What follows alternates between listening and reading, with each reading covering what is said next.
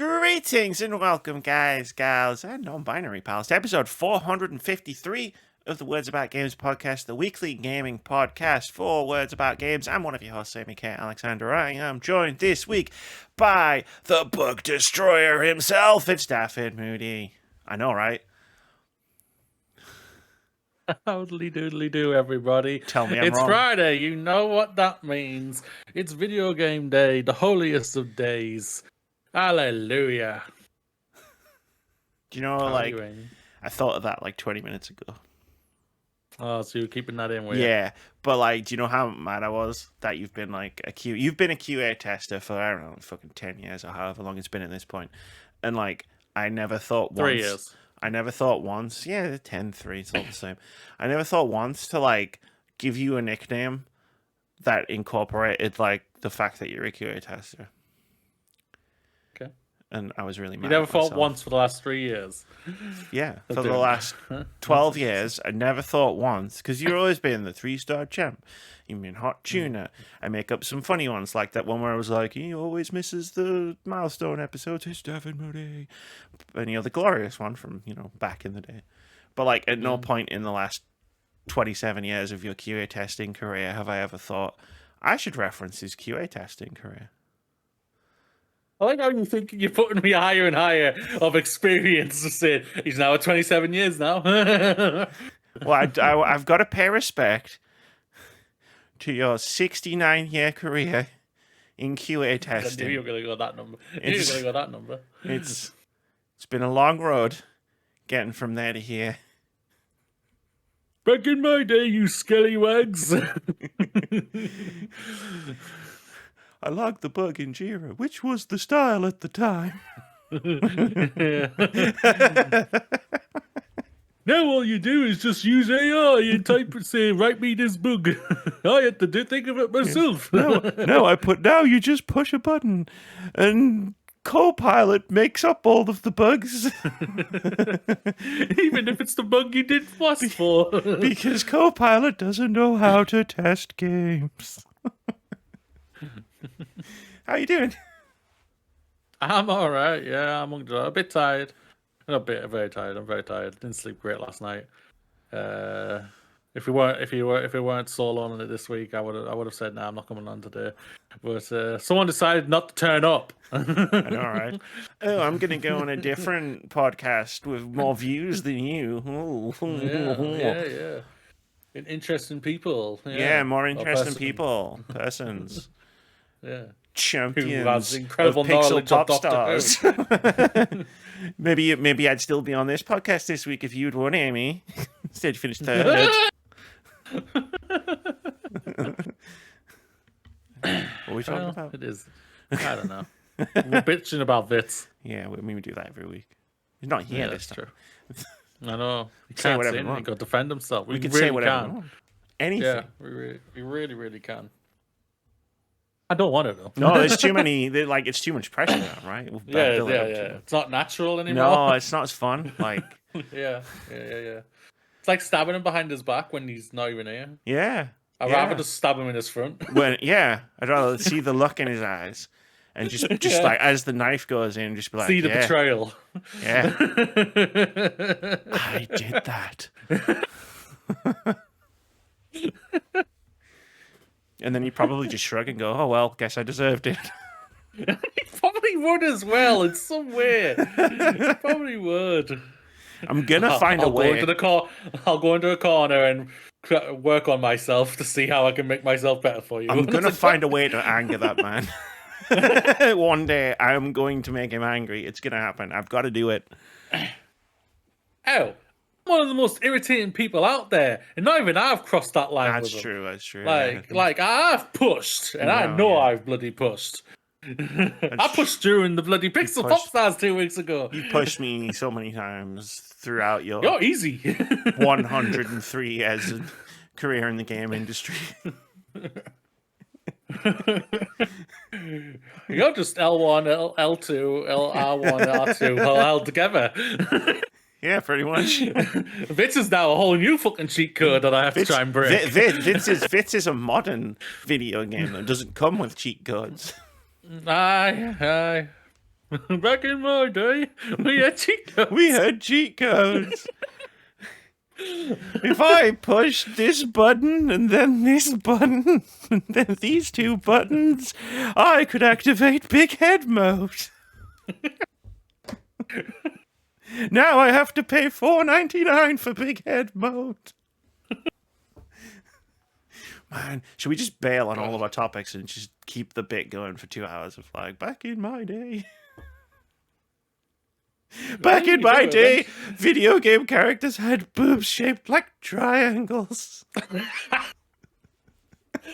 I just watched it. That's funny. That's really funny that you just brought that up. So I just watched a video on YouTube where 3 people one person was drawing characters, video game characters in paint, while the other 2 guessed. And as soon as he did the arrows, he did 1%. Tomb Raider, Lara Croft. That's all he knew. Nothing else. It was just the arrows. So it's like, what the fuck? I'm saying, you know what? Respect. Right here, baby. and the woman who was saying, "What? How did you know that?" The boobs. It's like, I was like, you know what? You gotta respect it. You gotta respect it. Mm-hmm. At the end of the day, it's all about them titties. It's all about them titties. Seriously though, what the fuck were we talking about? I said hello to you. And then you I said hello how my day was. I said, how are you? Yeah. Did I ask how your day was? I don't know. I think. How was your day? I think how are you? It almost immediately rolled into let's insult Vitz. Well, it's not here. Yeah. And then rolled into and then it just pointy snowball. Titties. Yeah, titties. Tumbled into titties. Well, that's tumbled how you into do. You titties. just roll into those things. That's how my life works. You just tumble into titties, baby. I need to find a GIF for that now. There's got to be a GIF out there somewhere. Don't Google search it. See what happens. Google search it time. Just make sure your safe search is turned off. Into them. Oh, this is gonna go so wrong in so many ways. I'm glad we're not. It's not. It didn't. Your safe search is probably on. I'm glad we're not monetized on YouTube. oh, but it did come up GIF though. There's GIFs for it. Gotta roll it. Let's see what is there a rolling one where you rolling titties? There's the Austin Powers shooting titties. No, no, that's not what I want. It's not rolling. That's not rolling. There's no rolling one. Why is there no rolling one? Because internet. Out of all the things you put out in there, you don't have a GIF where you see a person rolling into the titties. What's wrong with this king? You got Nicki Minaj. Well, we all know what she's like, so I'm good. Yeah, no, this week. Now there's just memes that are just like, seriously, that's what you're looking up. It's like the Timberlake one, just like that at me. I'm just like, why are you judging me? You know, like the week, it's not been great. I'm sorry to hear that. I mean, don't be like 9 minutes of recording with you has already turned my day around. Cool, awesome. See, Vitz, that's how you do it. Rolling them titties. See, that's what you get from working in the games industry for 420 years. But yeah, no, like, I mean, it's been up and down. Like, the last few days was sucked. But then, like, I got to today, and I was like, I'm recording with Moody, and this is good. Like, as much as, like, the general viewing audience probably thinks, like, we get on each other's nerves all the time, which we do, but we also, like each other. Yeah. Yeah. We get on very well with each other. We get on extremely well. Yeah. We both piss each other off, but at the same time, my God, we get on very well with each other. Yeah. I did do a board game day on Sunday. That was fun. For the first time since 2024, we had full attendance. Everyone showed up. Awesome. Everyone showed up. Yeah. Nice. Do you know who got there I thought last? you almost said 2020. 2020, no. Do you know who got there last? Russ. You. And it was his house. Work that one out.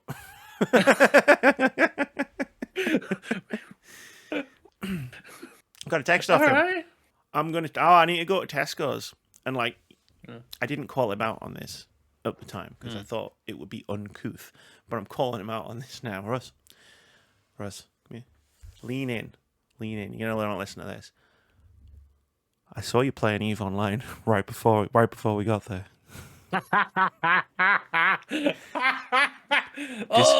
We got caught. Discord tells me these things, right?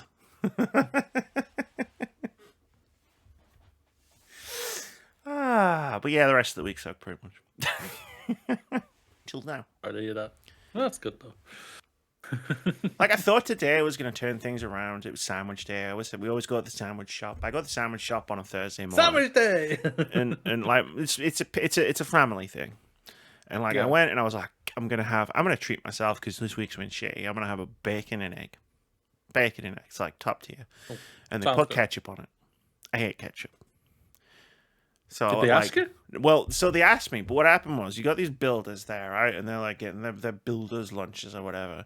And like then they're all like, doing their builder thing. And then they're all like eating their food? No, that's the thing. They're ordering their food. But then they're changing their mind about what they want. So it's like, oh, I'll have a bacon and mushroom. Do you want any sauce? No. And then the next guy will be like, oh, I'll have a sausage and egg. And then the first guy will be like, oh, actually, love, I don't know what this accent is, builder accent. Oh, actually, love, could you put sauce on mine? And then the other one's like, actually, instead of mushrooms, could I have spinach? And it was just like, it was a clusterfuck. And unfortunately, because I had ordered my sandwich at the same time, my sandwich got caught up in the clusterfuck. Oh. I was very annoyed. I don't like ketchup. That's fair. It sucks. And if you like it, you can go to hell. Going to hell. Go to hell. All right. Go to hell. I already knew I was going to hell, That's so it's all fine. good. Well, I'll see you there. But either way. Arm in arm. I'm not going for the ketchup thing. Let's fucking go. Trust me, you will not win because we can be really annoying.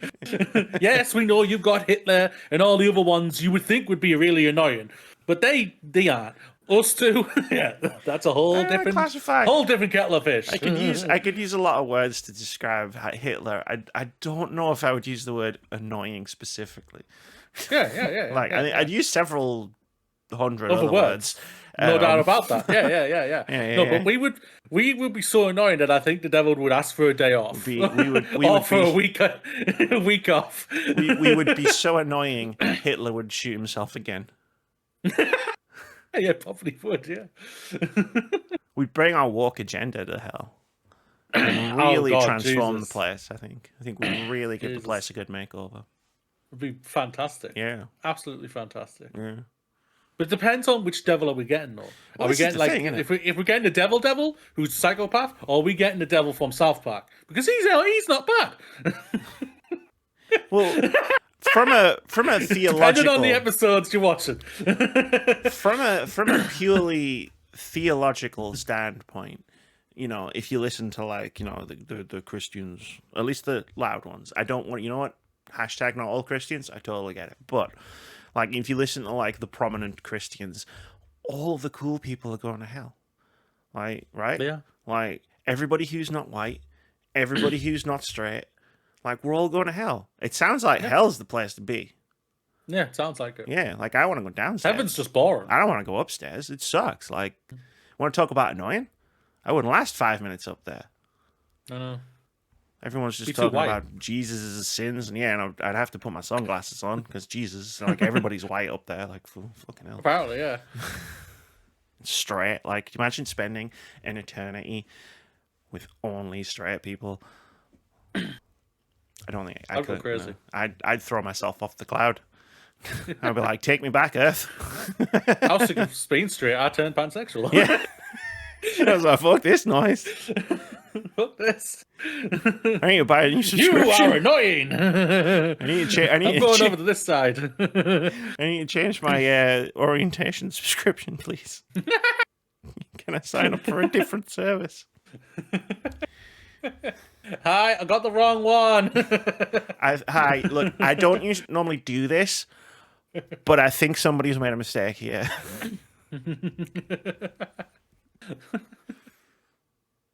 So we do a new segment on this podcast at the beginning every week called Cool Things We Like, because I named it and I'm terrible at naming things and nobody suggested a better name. And basically, we're just, it's some place where we can just share, a nice safe space where we can share the cool things that we liked from the last week.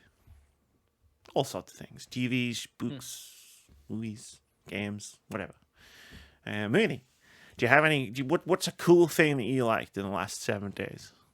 I'm going to literally roll into those titties, Amy. Yeah. And I'm going to shout out, finally getting a second season of My Dress Up Darling anime. It's premiering in July. I love the first season of this anime. It is, I know everyone's probably going to be looking, this is an incredibly revealing and raunchy show. Yeah, basically, yeah, like what you're doing right now. It's perfect, actually. Yeah, but no, I love the show so much. It's because it is about two people who. It's a love story. Yes, the woman, the girl in is a person who loves anime and loves cosplay, and the person who designs the cosplay for her, they slowly, obviously, as all animes, romantic animes are, they are getting a connection and everything. But what's I love so much, and that I connect so well with both characters, is that both of them are broken in their own ways. And you see I can't remember the names right now. I apologize for that for it. But the male character, who's the guy who's doing obviously dresses and everything for her, he's literally a person who had a significant thing happen to him, and he's basically a shut off. He's a recluse, and he tries to avoid things as best he can and everything.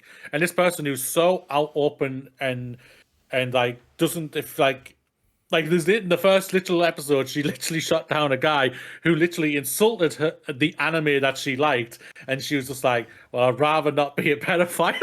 And I was just like, that's awesome. I was thinking, good on you, girlie. And she's just like, yo, why insult someone for something that they like? You know what I mean? And I was just like, you know what? That's an inspiring little thing to think about and everything. And they're having a great connection. I've been waiting for the second season. The manga has just finished, which is really canny. So hopefully, there might be just like maybe one more season left after this one, unless they get all of it in for this season, and I'm okay. That's even better. I'm all good. But yeah, it's I don't deny. Yes, it is a very revealing raunchiness part to it. To the shows, obviously. As always, the woman is a very curvy girl in an anime, especially when it's about dress up and being in and all like that. So, but no, I absolutely love it, and I'm so excited to see the show come back. So, published by Square Enix. I looked it up. Yes. Fascinating. Visually gorgeous. It's visually a gorgeous show. Like, they can do parts on it. Forget about take the raunchiness out of it, okay? The over sexualizing out of it. There's just parts of it, just like they can they do a visual where it's non-sexual or anything like that, or over raunchy, and it's just like, that's beautiful. And I'm just like, you know what? That's really kind of. There's a line, right, between like sexualization, and I think sexualization is perfectly fine and acceptable. Yeah, it crosses the line sometimes. Yes. I played a video game over the weekend. It crossed the line. The internet will be hearing from my Video Essay YouTube channel about it, and Square Enix will be hearing from my lawyers. Or paying for your therapy receipts. Both. That's what I'm going to sue them for. And you're like, bro, I needed 3 years of therapy after finishing this game. And not in a good way. Like, you know, when some people are like, this game was emotional and traumatized me in a good way because they wanted an emotional storyline. No. I explained it to Sadie, and she was like, what the fuck? And I was like, I know, right? That's why I reviewed it on Backlogged, and my review was half a star, and all it said was, what the fuck? That's not the cool thing that I like, though. WTF? Weird if it was. I saying all of that, I enjoyed. No, I didn't enjoy it, but I did enjoy. Nakey Jakey released a new video over the weekend about Counter-Strike. Of all things, I'm blanking on the full title of the episode. Counter-Strike is breaking games. No, how Counter-Strike took over my life. It was a very good video, a very interesting video. Like he started playing Counter-Strike, and like it's just like whole journey of like playing Counter-Strike online competitive and all the things. And there was an interesting part of the video about halfway through where like he did something, and like it resonated with me as someone who did sort of like dabble a bit in on competitive Overwatch back in the day, where I was like, I remember you did have a competitive streak a few years ago. Like, I Foxes on Overwatch. I still have a competitive streak, but like no, like I'm talking like the full on like competitive mode with the ranks and you know, you have to play the game properly. You know what I mean? Like it's not just like you jump in, you goof about, you have some fun with friends. It's like no, you lock in, you play your role, you do the thing, the proper way. And it was interesting watching Jake's journey, like through Counter-Strike, and like the ways in which it was similar to like my experience of doing that in Overwatch. And then this moment happened halfway through, and I was like, yep. Remember when that happened? Not to me, to someone I was playing with, but I had a similar reaction to Jake having it happen to him, and I was like, yep. It's a really eye-opening moment when that happens. And I'll say no more. You should go and watch it. It's a very good video. That's my cool thing of the week. Sounds awesome. Yeah. So much like a pair of triangular titties, let's roll into this podcast. Vitz is going to be very confused when he comes back next week, and we've fully adopted "let's roll into them titties" as a. We have to. We need to know that we have to. That we say from now on. Yeah, I think it has to be. It's a new Words About Games catchphrase. Yeah, I'm updating my end of podcast speech with roll into them titties. The last thing, it's going to be high five the sky, live long and prosper, and roll into them titties. Or like, you know, you do it however you want. It's just that I'm just pitching. We're pitching right now. You know, in the pitching phase. Anyway, Moody. True to form. I asked, hey, what do you want to talk about in the podcast? And I got back 3 words. I mean, it was a sentence, but the topic idea itself was 3 words. And I asked no follow-up questions. I was like, cool, I'm interested to see where this goes. That's fine. Yeah. So basically, So yeah. I thought you would, and we're going to be talking about great games. Yeah, and you know I'll say this right now. I took your 3 words and themed the entire rest of the podcast after it. Yes. Yeah. Fantastic. I could see that. I was thinking when I saw it, I was thinking, oh, of course you picked that one. But either way, so as everyone knows, last week Amy and Vitz reviewed a big game that's coming out right now that's turning everyone's head on turn-based RPGs online. I see. I'm not saying your guys' opinions or anything like that. Did you write I've that seen pun, some or? Videos. Did you write that pun down, or was that just off of the top of your head? Either way, like, well done. I'm just saying words. Thank you. Okay.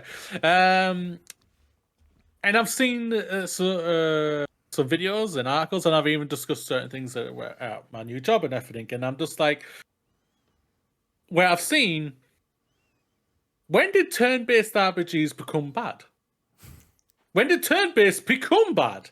Because there's been bad games, but turn-based has always been fucking awesome.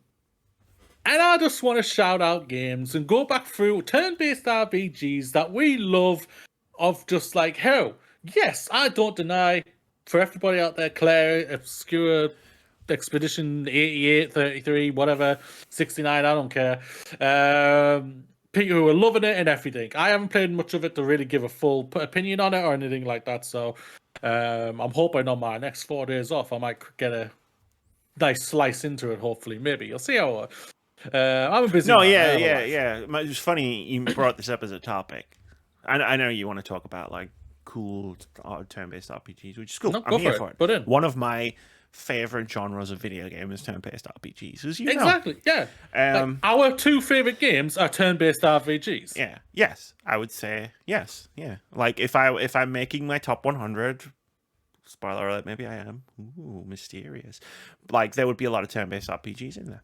And There would be for me as well. but after we talked about Claire Obscure last week, I got a message from friend of the show, Luna Mothwings.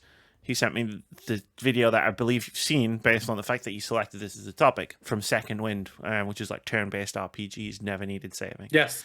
And I watched it, and it's like, yeah, because like the Dark Souls discourse, like, oh, Claire Obscura is the Dark Souls of turn-based RPGs. Like, there was also the, hey, to Claire Obscura saved turn-based RPGs, and as the video says, and as I myself say in real life, like, no, I didn't. They never went anywhere. Like, what the fuck are you talking about? Video game coverage industry? I'm getting mad again. But yeah, no, like turn-based RPGs have always been around.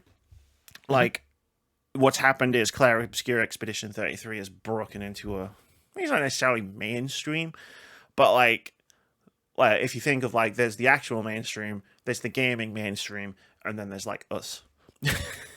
Weird nerds at the bottom of that sandwich. There's something in between the mainstream and the game mainstream, and I think that's where Claire has hit, because it has hit the zeitgeist of where I've seen things of just like maybe a movie's going to happen for this movie, about a movie's going to happen about this game, and I'm just like, okay, like, oh yeah, so you got like not interesting to me, but okay. The bread at the top is like Fortnite, Minecraft, Call of Duty, and then like Call of Duty, and then like you've got like the condiments, the lettuce of the sandwich, which is where you're sitting. No, absolutely not. Which is where Claire Obscura is. That's like the Assassin's Creed layer of the sandwich, where it's like, hey, like it's not Fortnite, but it's not Yakuza. Yeah. I see what you're saying. If anybody wants the rest of that sandwich, coffee.com/wordsbygames. You have to pay me to describe the rest of that sandwich. And for her to make it, then try. I will make it. Yeah. Somehow, I will make a sandwich out of Fortnite and Assassin's Creed. Lettuce and ketchup. Ketchup. Well, the lettuce, I like lettuce, so the lettuce would be Claire Obscura, and I guess the ketchup would be Assassin's Creed. For no reason at all. No reason at all, no. But yeah, no, I did find the discourse around it interesting as someone who's been here for years, and like we're going to talk about games, so I won't name any now, but who's been like shouting out year upon year upon year upon year, like having the greatest time. So like when the discourse turned to Claire Obscura saved turn-based RPGs, it's like, I mean, not really, because like I haven't noticed that they died. Yeah, that's the thing, playing them, but for years. What I hate about this type of conversation that you see online, it's just like, that's because you haven't gone out to have a look at other games, and which is fine. I get it. Like I'm a person who literally can listen to the same song over and over again and it doesn't bore me for a long, long time. And I have no problem with that. And I can sit back and chill on like games of what I've played hundreds and hundreds of hours in and everything, and will continue to play hundreds and hundreds of hours because it's simple. What's that saying? It is fast food. It's McDonald's. It's easy, simple. You know what you're getting. It's going to satisfy you to a certain extent, and you're going to then crack on and push on to the next thing or whatever. But eventually you want caviar. You want something. I'm just thinking of the high end. You know what I mean? Steak. Eventually, you want steak. Sometimes you want steak. A big, juicy, medium rare steak with maybe a red wine jus or a Dijon mustard sauce or peppercorn sauce. Either way, the sex on it and everything, And that's what this is. What is it weird if I said I wanted an egg on my steak? No. Good. That's fantastic. That's great. That's phenomenal. It really yeah, no, really like is. there's a difference between like quote unquote a normal person being like, damn, Claire Obscure Expedition 33 is sick. Like, I haven't played a turn-based game since Final Fantasy X. Like, fuck. But like, because they're not like as online as you and I are, like, they don't know, right? And that's cool. Like, I don't think I'm that. You know what I mean? Like, Sorry, I'm using online as like a stand-in for just like, video games, mostly because I shout the names of them at you all of the time. That's true. Sometimes I hear them and sometimes I don't. Yeah, it's 50-50. It's like taking the pasta out of the water and throwing it at the wall, and some of it sticks and some of it doesn't. Something like that. Yeah. But like, there's a difference between that person and a person who like writes about video games like professionally or semi-professionally. Or even as a hobby like I do. Like, if I put out a video essay of being like, Claire Obscure's amazing, I can't believe we just invented turn-based RPGs as a genre, like, I would be crucified by people like me, and rightly so, because like there's a reasonable sense that if I'm going to say a thing like that, I should research it first to make sure that it's true. And that's the thing; it doesn't seem like anyone's doing the research, and that's what pisses me off even more when it comes to when you see journalistic articles. Apparently, and we like a lot of games journalists. People are starting to think it is getting smaller. Just so you know, guys, are starting to think we hate them all, and we're on a certain side of the. We're not like no. Yeah, we're really not. Yeah. But no. It's just like. Just go out and try steak, okay, guys? Or anything else than McDonald's, okay? Or fast food. Just do that. Just go out and try something else because you will absolutely love what you like. If you've really loved playing that game, Expedition 30. Claire Obscure Expedition 33. Go out and check all these games out that me and Amy are going to discuss and talk about now. Get your journal, get your quill, get your dipping ink. Write some shit down.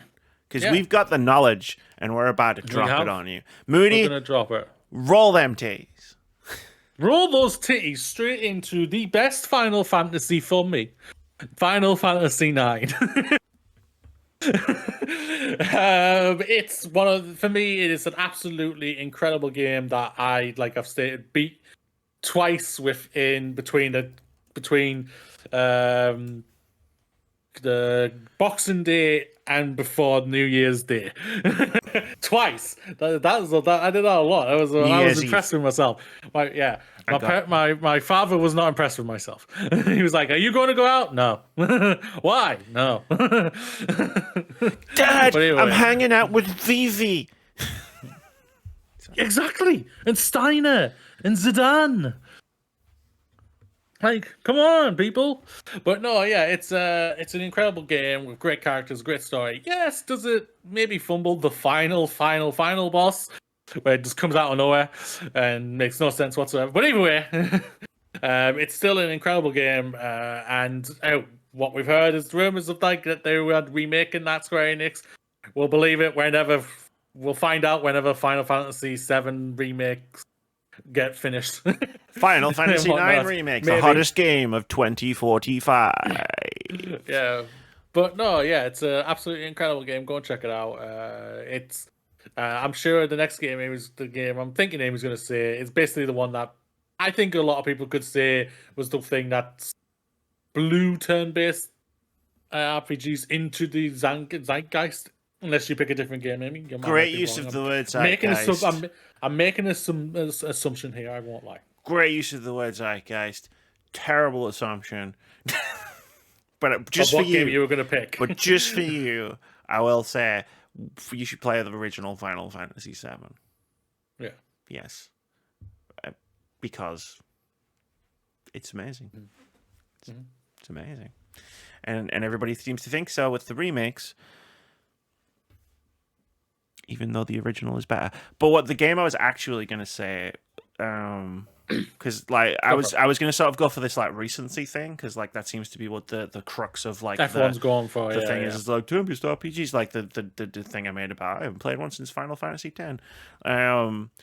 Yakuza Like a Dragon, Vitz / Like a Dragon Infinite Wealth, yeah. Vitz, yeah, are both incredible turn-based RPGs, like from a mechanical standpoint, like especially its sequel, like builds on so much stuff that it does right in Yakuza Like a Dragon, but like just like how cool the Yakuza games are, like carries over into this amazing turn-based RPG. Like I'm not a big fan of like the 3D brawler beat 'em up like style games that the Yakuza games were.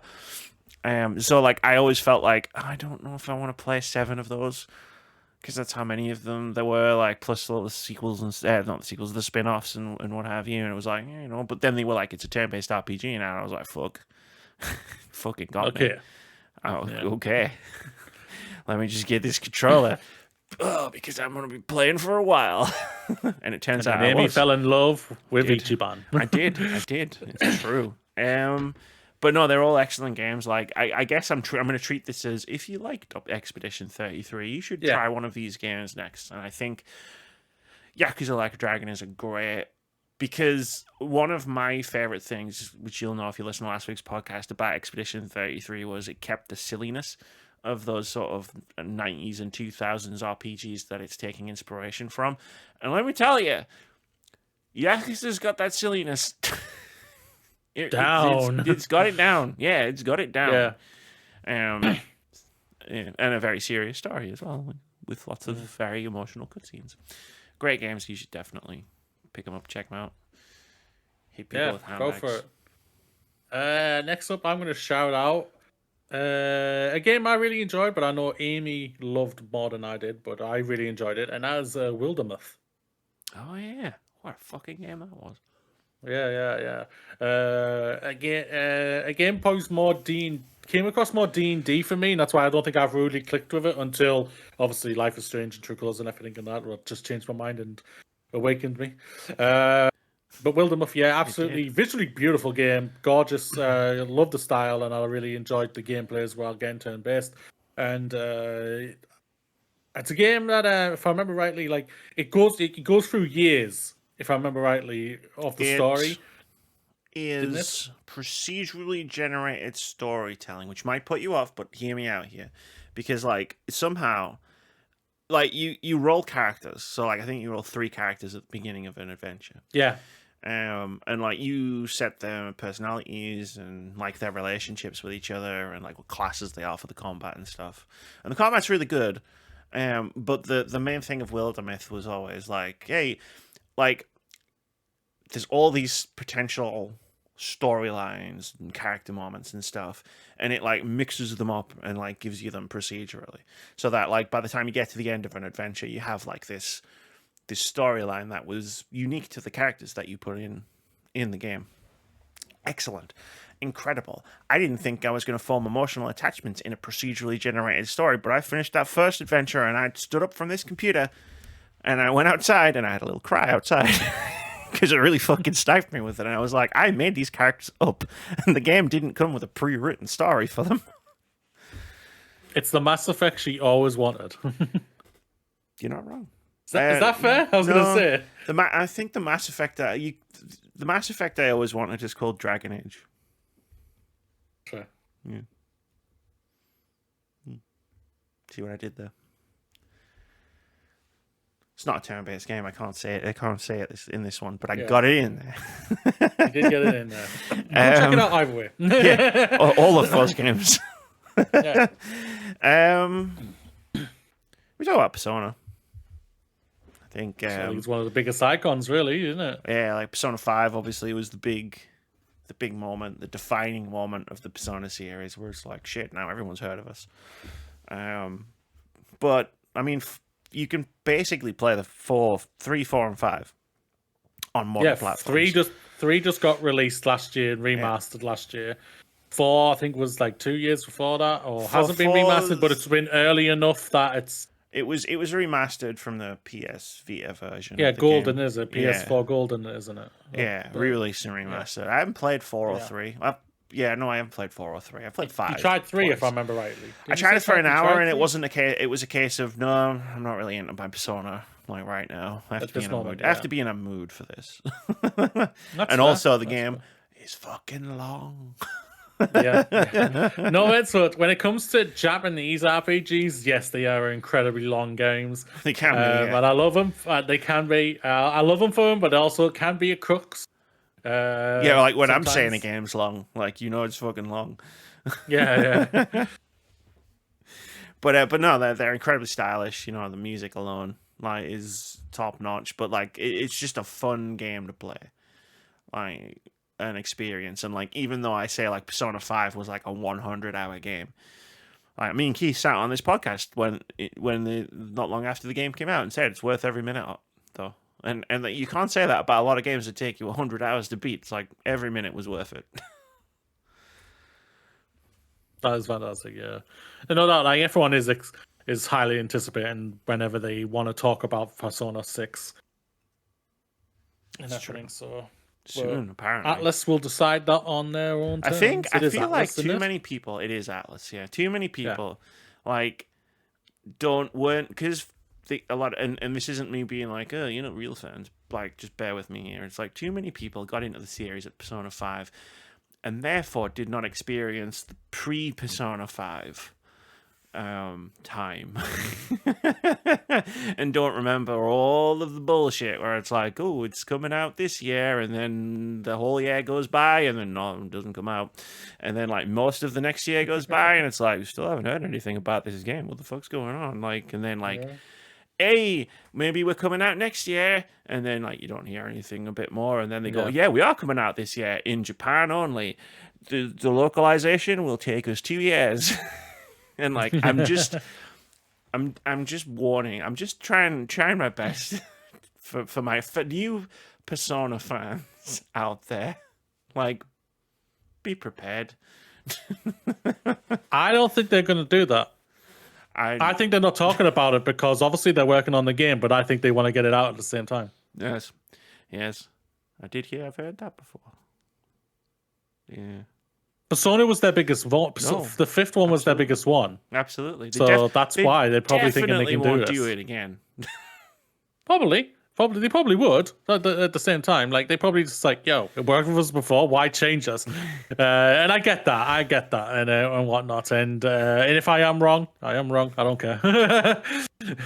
People, you have to suffer. Moody's in this weird combination of bargaining and acceptance. It's a very strange stage. Well, no, honestly, I don't care. Like even though I've said that I will play the next one I'm going to play. Like I've said that, haven't I? So I said I'm going to give that one a go. I tried 5. I think at the same time, like with you, I was just not. I don't think I was in the. It confused me, and I don't think I was in the mindset. I was nowhere in the mindset of what I was then that I am now. Like I'm right now, I'm very much in a Japanese type of phase and everything for myself. So sorry, maybe I'm just going through my Japanese phase right now. I don't know if that came across offensive. I do apologize. It was not intended to at all. All the games to anyone who's listening, it was not intended. I do apologize if it did. But yeah, I'm looking forward to seeing what they do for the 6. It's going to be interesting. I'm gonna guess teenagers, high school, alternate dimension. So what was 5 and 4 that and would 3, be, right? That was, teenagers, high school, alternate dimension. What you gotta love about Japanese developers, they also stick to their roots very consistency like hell, and for some reason everybody eats it up. That's why like the Yakuza games are so popular. They maybe not to the level what Persona is, which I can get that, but I think it's getting there. I think they're gonna get. I think there's a chance the next Like a Dragon, like last year's one, Infinite Wealth, was incredibly successful for them. It was incredible. Was like I said, was my game of the year that year for 2024. So, but no, yeah, we'll see. It was last year. We'll see. It was last year, wasn't it? I'm not being stupid. It was January, wasn't it? It was the first game of the year for me. I think you smashed one game out before that. It's possible. If I remember. Anything is possible. There is that. You said Persona. I'm going to raise you. Potato. What? Oh, the song. You said potato and I said potato. Oh no, I didn't hear you. That's why I was saying what. Sticking with Atlas, I'm gonna go Nino Kuni. That franchise, I really enjoyed the first game, The Wrath of the White Witch. It was a beautiful combination of like Ghibli style animation when it came to its cinematics and everything, and then obviously its gameplay, which was like a bit of a mixture of like Pokemon, where you kind of caught animals and evolved them and made them fight. To what I know, Vitz, I don't think we ate them. So I think I might be thinking differently though. I haven't played that game for a long time. I do think it's a game you might enjoy. I purchased it over the Christmas sales on PlayStation. Nice. Yeah. Oh, I've got a lot. Like I bet you've got a lot. My threat. I see some of them behind you. I've got a lot of JRPGs behind me. My threat to the games industry over the last several months of I don't need to spend any money on you, like for the rest of my life. I have enough games to keep me occupied for my entire life is 100% true. It is, no doubt. No doubt. I mean, like the list that I saw Vitz show us this morning, I was just like, I'm not a Dreamcast guy, but damn, not bad. But then I saw Resi 2 and I was thinking, oh, that looks sexy and clean. Sexy and clean. Hi. But it said no without manual, and I was like, boo. No wonder it's that cheap. Yeah. I was gonna reach back and grab a game, but like none of them are available on modern hardware, and I don't want to be like, hey, here's a game that you should play. Now, first, what you need to do is you need to go and secure yourself an Xbox 360. Next, what you're going to do... There's a guy called Fairwald. He has a ton of them. Amy nicked at least one.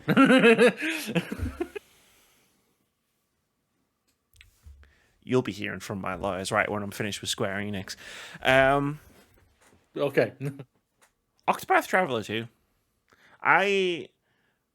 2023 was the last time we did like proper Game of the Year lists, and I think it was like 4th for me. And if we reran 2023's Game of the Year, I would push that higher. Interesting. Yeah. How higher? I can't remember what was 20. It was Baldur's Gate. That year. Baldur's Gate, Legend of Zelda, Slay the Princess, Octopath Traveler. Alan Wake. 2023 was the psychopath year, wasn't it? It was crazy. I forgot about it. It was crazy. It was a crazy year. This is Game of the Year. This is Game of the Year. This is Game of the Year. This is Game of the Year. Yeah, no, this is really Game of the Year. But everything else you guys can participate in. Yeah. So like, now we've got that out of the way. Where this one's Game of the Year, now we can actually have a conversation about the rest of the games of the year. Yeah. But no, it was a phenomenal RPG. Like, you know, it's the throwback and the nostalgia of like the pixel art style, right? Like, and that sort of like that game, the 2D. You know what I mean? I love a good 2D HD engine game. Beautiful, yeah, it's gorgeous. It's a huge improvement on the original. Like, the original was great. Don't get me wrong, but like they improved everything I think they needed to improve. The only thing I'm still a bit like on is like, you know, all the 8 characters. Like, I know it's the gimmick of the game, and they all go on their own adventures, and you can recruit them in any order, so none of the characters really interact with each other that much.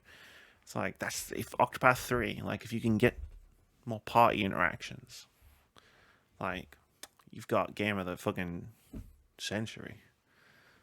But still a fantastic game. 8 amazing stories, 1 fantastic soundtrack. Excellent combat system, easily broken. You can do with what you do in Clair Obscur with Mael. You can do that in Octopath Traveler 2 too. You can really fuck some shit up in that game. Jesus. Oh yeah. Oh yeah. Oh yeah. Oh yeah. I fucked that game up. I broke that game right good. Which one? Proud of it. Damn right. Give me these systems, and if I figure out how to fucking crank that damage number all the way up, I'm proud of myself. Hell yeah! I want to do you should be proud. I want to do 1,000,000 damage in one hit. I don't give a fuck about intended difficulty. Fuck yourselves. Let's bring out another Square Enix game. There might be a theme here when it comes to Square Enix. They do a lot of RPGs. Okay, we can't do anything about it. A turn-based at least. Triangle Strategy, tactical role-playing game. Was an incredible game that came out in 2022. I believe both of us played it. I played a little bit of it. I've always been meaning to play it again. Is that the one where like you don't make choices?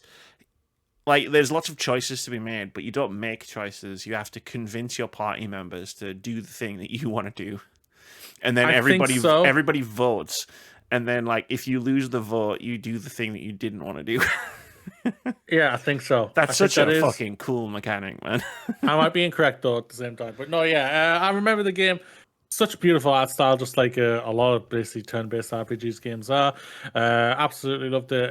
Really great game. Go out and check it out. Really good combat as well. You can't ask for much more when you got just beautiful visuals, good story, nice good combat. That's what I think you need in a turn-based. Okay, go grab that game that no one can play. I've changed my mind.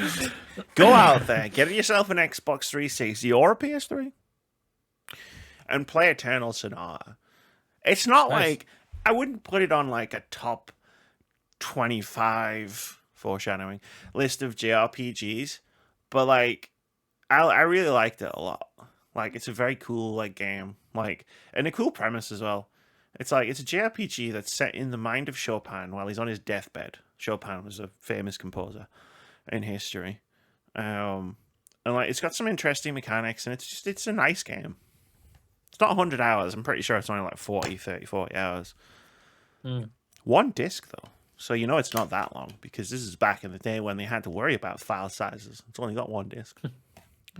I've got games behind me that I've got 5. Lost Odyssey came on 4 discs. I'm making sure. It's got a beef. You know what else as well? Like, can we just take a moment to appreciate that this game has a beefy manual for a game that came out on Xbox 360. Back in those days, beefy manuals. Big beefy manual as well. Like, yeah. I mean, there's an entire page about connecting to Xbox Live, but I mean, you know, apart from that, like, it's got the proper like story introduction and all the characters and stuff. Like, hell yeah. Plays Frederic Francois Chopin. And I still don't know anything about him, despite the fact that I completed an entire game about him. That's the one. Ah, cool. Found that game. Good. I'll buy you enough time. Yes. I'm going to go Star Ocean, The Last Hope. 2009 action role-playing game developed by and published by, funnily enough, Square Enix. Right. It's the fourth game of the franchise. Absolutely great characters, great interesting story. You become, if I remember rightly, you basically you want to become a space warrior in this game, and you obviously kind of roll into it to get to do it. And yeah, it's a lot of fun. Great action, great story, great soundtrack, as most RPGs I think these days are able to pop out. And yeah, go and give that game a go. I'm like on recommendations, like I'm trying to think of like something that is like close to Clair Obscur in a lot of ways, right? Not just the turn-based thing, like in terms of like tone, story, atmosphere, world building. And what's funny is the only game I can think of is Final Fantasy 13. Like I think I get it. I think it might be like the closest, like of all of like the classic RPGs. I think Final Fantasy 13 is closer to Clair Obscur than a lot of other better regarded ones. Yeah. I mean, how much do I like Final Fantasy 13? I mean, I have all 3 games on a shelf behind me. That should tell you something. But yeah, no, like it's can you buy Final Fantasy 13? I think it's like the only one you can't get on like PlayStation, right? Like a PlayStation 4/5. Oh, yeah, I don't think so, because it came out in PS3 era. Yeah, I've got all the games on Xbox. I'm wondering if this is another. Amy says I needed to go out and buy an Xbox 360. I think it's backwards compatible with the current Xbox though, so you just need to buy the game. Amy needs to go out and nick another Xbox from Keith. You only had one, and I didn't steal it off him. Stop telling people I stole it. You make it so easy. Sorry, I went to check the PlayStation store to see if Final Fantasy 13 was a thing, and the app was like, I need an update. And I'm like, for fuck's sake. So it takes me to the Google Play Store to hit the update button, because apparently I can't just do it automatically. And like, there was a button right underneath that was like, do you want Google AI to summarize this app? And I'm like, it's the PlayStation app. It literally says it's the PlayStation app at the top. Like, what more do I fucking need? Fucking PlayStation app. You need to do this. It's the app for PlayStation. Anyway, I'm in now. Let me just check. Final Fantasy 13. Nope. It's a big no. That's the only one, because you got the Pixel remasters. 7, 8, 9, 10. I guess 11 as well. The online game, you won't be able to buy that. But then you've got 12. It's been remastered. 14 is on PS4, 5, 15 and 16, obviously. So, like, 13 is the only one you can't get. That's a disgrace. That is a crime. You know what, Square? You'll be hearing from a different set of lawyers that I'm going to hire for this case. How many times do this? Apparently, I'm suing them twice. Okay. This is going to get very expensive. Coffee.com/words-about-games. Please. Like, I get why I can see why they don't want to go back to that game. Or that set of games. But it's weird. Like, if it wasn't a success, they wouldn't have done the sequels if they weren't a success. So this is the thing. What's even more weird when it comes to it. But yeah, 13 was something I never clicked with personally. But no, yeah. If it's something you guys want to go and give it a shout, Xbox 360, I guess. Yeah. Yeah, go to Xbox 360. Get the Xbox 360. I think it might be on Game Pass. You might be able. No, I don't know if it's on Game Pass, but you'll probably be able to buy it on the store because of their backwards compatible thing. Because their backwards thing, yeah. I think you should give it a try because I think it is closer in tone. It's the first game. It's the first Final Fantasy in HD. It is also the first Final Fantasy in HD. Final Fantasy 13. Yeah, you can get it on Xbox. On Xbox Store. On Xbox. Xbox aren't that bad, people. I assume I'm staring at you with daggers. They're just supplying stuff to wars and everything. So don't worry about them. Don't worry about it. Stick your head in the sand. Anyway, next game I'm going to bring up is I believe you loved and I loved as well. Bravely Default 2. Yeah, it's a really good game. Yeah, it was a really, really good game. Interesting characters. I liked how you could change up the characters, like what they learned and everything. It was very old school Final Fantasy, where you had where you could change what abilities they had. Like you could be a white mage, a black mage, a warrior, assassin. The job system. That's what my brain was like. Fucking fight. Go to that thing, and then thank you. Job system. And that job system worked really well. And like what you were saying with Claire Experia and Octopath Traveler 2, I think you can basically break one of the characters in this game, like make him like OP as hell. Yeah, beautiful game as well. Go and check it out. I did that in Final Fantasy 6. You should play Final Fantasy 6. I'm going to hope that I'm going to buy Chrono Trigger and Final Fantasy 16. Chrono Trigger is like really high up on the list for me. Like, of like, damn, you know what? I fucking need that you have to play a type game. of thing. Like, yeah. Like it's time, right? Yeah, I think it's time as well. Because I've never played. I think I might just return the 2 games I have and just get Chrono Trigger and play that in Final Fantasy 6. Yeah, that's fair. Like you should. I think you would like 6. It's very interesting. It's the last of the pixel art Final Fantasies. Yes, it is. Before they moved into polygons, rolling into them T4Ts. But it's really good. Like it's some of the it's got a lot of main characters, a really interesting second half, and Some of the storylines are really good. Some of them not good at all. But some of them product of the time. Sure, yep. But like, there's some characters, and interestingly enough, considering the game came out in the early '90s, most of the female characters in this game really excellent storytelling and writing. Believe it or not. For the '90s, that's interesting. Yeah, exactly. I know they did a really good job with their female characters. No, it's a really good game. Next one for you. It's a great question. I'm glad. You know what? I am glad you asked me that. I was definitely prepared for this question. Do you want to just say it's for Final Fantasy VI for you? What you've just been saying? Perhaps you can. I won't be offended. Final Fantasy VI. Blowing minds out here. No, I think I'll end on Final Fantasy VI. You can get the Pixel remaster. Like if you buy one of them on the PlayStation, don't buy one of them on the PlayStation Store. I bought Final Fantasy VI by itself, and because the PlayStation Store sucks, I can't buy the bundle anymore. No. So I have to buy each one individually, or just buy it somewhere else. Yeah. Which I did not. I thought it worked like Steam, where if you buy one, then you can buy the bundle later at a cheaper price. It doesn't work like Steam. Yeah.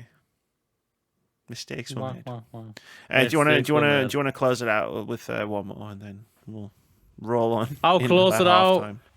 I'll roll into that halftime indeed. Final game that I know Amy's going to get to eventually as well. We're going to wrap it up with a Final Fantasy, and that's a Final Fantasy X. One of my favorite games of all time. I absolutely love it. It's the first game on PS2 for Final Fantasy. Moving even more into HD graphics, not HD graphics, 3D graphics more than ever. First voice acted game for them for the first time. Absolutely cheesy as hell, but also amazing at the same time, and with a great stories and incredible characters. And I really enjoyed the sequel as well. I think the sequel is really canny as well. Yeah, and the music is like it's Final Fantasy. Everyone knows there's arguably great music. It's the one thing we can guarantee: Final Fantasy will have great music. But 10 is incredible. I think it's one thing you can guarantee about this genre. Sometimes I feel like yeah. It's like if nothing else, not be good, but the soundtrack is awesome. If nothing else, let me talk to you about this soundtrack. Yeah, no doubt. No doubt. That soundtrack, though. Don't know why I'm getting stoned when I'm telling you that, but I am. I know. Hypothetically, for audio listeners out there, that was a metaphor. It was a fake. It was improv. There's no joint in my hand. Or anywhere in my room. Anyway. So roll into a halftime break. And then when we come back, we'll talk to you about something else entirely. Different. Altogether. Yeah, altogether. Completely different. Changing the subject. Changing it all. Changing it up. Mm-hmm. What's good, everyone? I'm Vitz Patel. Guys, gals, and non-binary pals, let's go. It's time for Pixel Pop Stars, the video game and pop culture game show. Like these platformers beyond. Enter your state of flow. Catch Season 2 of Pixel Pop Stars on Twitch and YouTube at Vitz Patel. And we're back. Should we roll on into them? Into them titties? Yeah. Let's roll on into them. I was doing a mime of it for audio listeners. Because, sometimes less is more. Hope you're all well hydrated. Had a little bit of a stretch as we go into the second half of this podcast. And we started off with a little thing I like to call Indie Game of the Week. This is the thing we do every week where we talk about a cool-looking, upcoming indie game that we think looks cool, and we think you should maybe check out Wishlist, and we maybe do that with lots of indie games. And if you want to do that with lots of indie games, I've got some great news for you. In the link in the description, wherever you're choosing to listen to and or watch this podcast, there's a link to a Steam Curator page. That Steam Curator page is the Words About Games Steam Curator page. It has every single indie game of the week we've ever done listed on it, which is well over 100 games at this point. So if you like indie games, click that link. There's a fucking lot of indie games on there. I was scrolling through it the other day, and I was like, wow, there's a lot of games here. Holy shit. We really have done something here. And I'm going to add to the pile right now with this week's Indie Game of the Week, which is called The Remake of the End of the Greatest RPG of All Time. I told you there was a theme to this episode. Sometimes, I do think about the things that I put in the Google Doc. The remake of the end of the greatest RPG of all time, or TROTEOTGRPGOAT for short, is the last hour of a lost, non-existent JRPG remade in 3D pixel art, complete with director's commentary, the digital manual, and archival footage.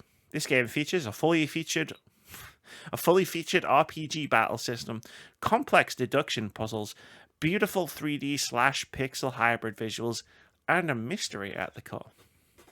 That's the entire Steam Store description. You know how sometimes there's 2 pages on the dock, and I just cherry pick bits and bobs? That's the whole thing. That's everything that's on there, apart from obviously trailers and screenshots and whatnot. It's got a demo you can play. I haven't played it.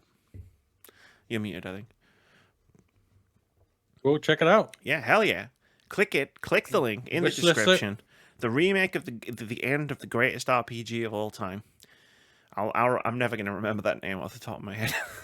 But you know what? I have a feeling you'll remember the other part. But no, God, no. Absolutely not. That sounds like a password waiting to happen. Do you think if I try to log on to the developers' servers, do you think that's the password? Fucking is. But yeah, no, you can click the link in the description, and if you can't remember the name, that's cool. Hit the wishlist button, and then you'll get notified when the game comes out. You don't even need to remember it exists. That's the beauty of the wishlist. And the double beauty is that it also helps the developers out a lot. You like developers, right? You better if you watch this podcast. I don't mind them. If you don't, I don't know what the fuck you're doing here. I feel like that's our whole shtick. They might be here just for our witty banter. I doubt that somehow. If you're here just for our witty banter, that's cool, thank you, I guess. But also, wishlist some games. Yeah, go wishlist some games. Yeah, head on over to Steam, wishlist that the remake of the end of the greatest RPG of all time. Go to our Steam Curator page, wishlist a bunch more. I think this qualifies for the longest game title of an indie game of the week we've ever had. It might be. I think it is, yeah. It's definitely the longest acronym. Do you want me to read it again? TROTEOTGRPGOAT. That wasn't no, right? That wasn't from. I wasn't listening. That wasn't from memory. It's written right in front of me. Oh no, you've got it written down. I can confirm that for everybody. Let me try it. Let me try it. TROTGRPG.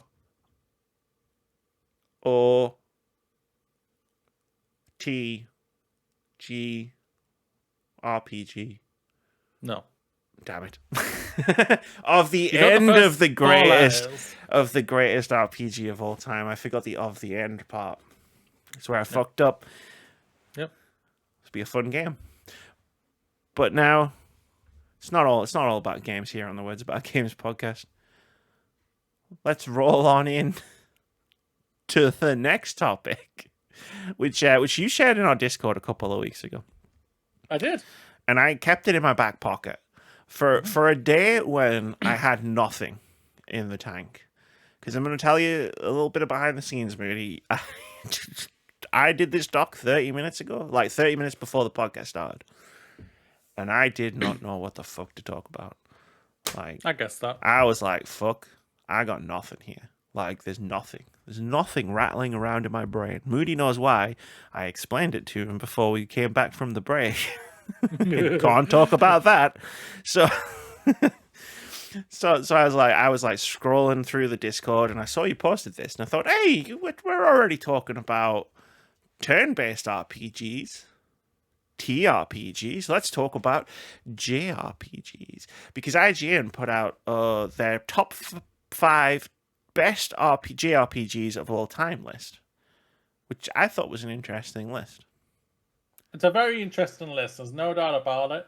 I haven't played all the games or anything like that, but I know of them, but a lot of them that are dubbed awesome, incredible games. At the same time. So there's going to be a few where I'm like, I haven't played this, or I'm going to play this.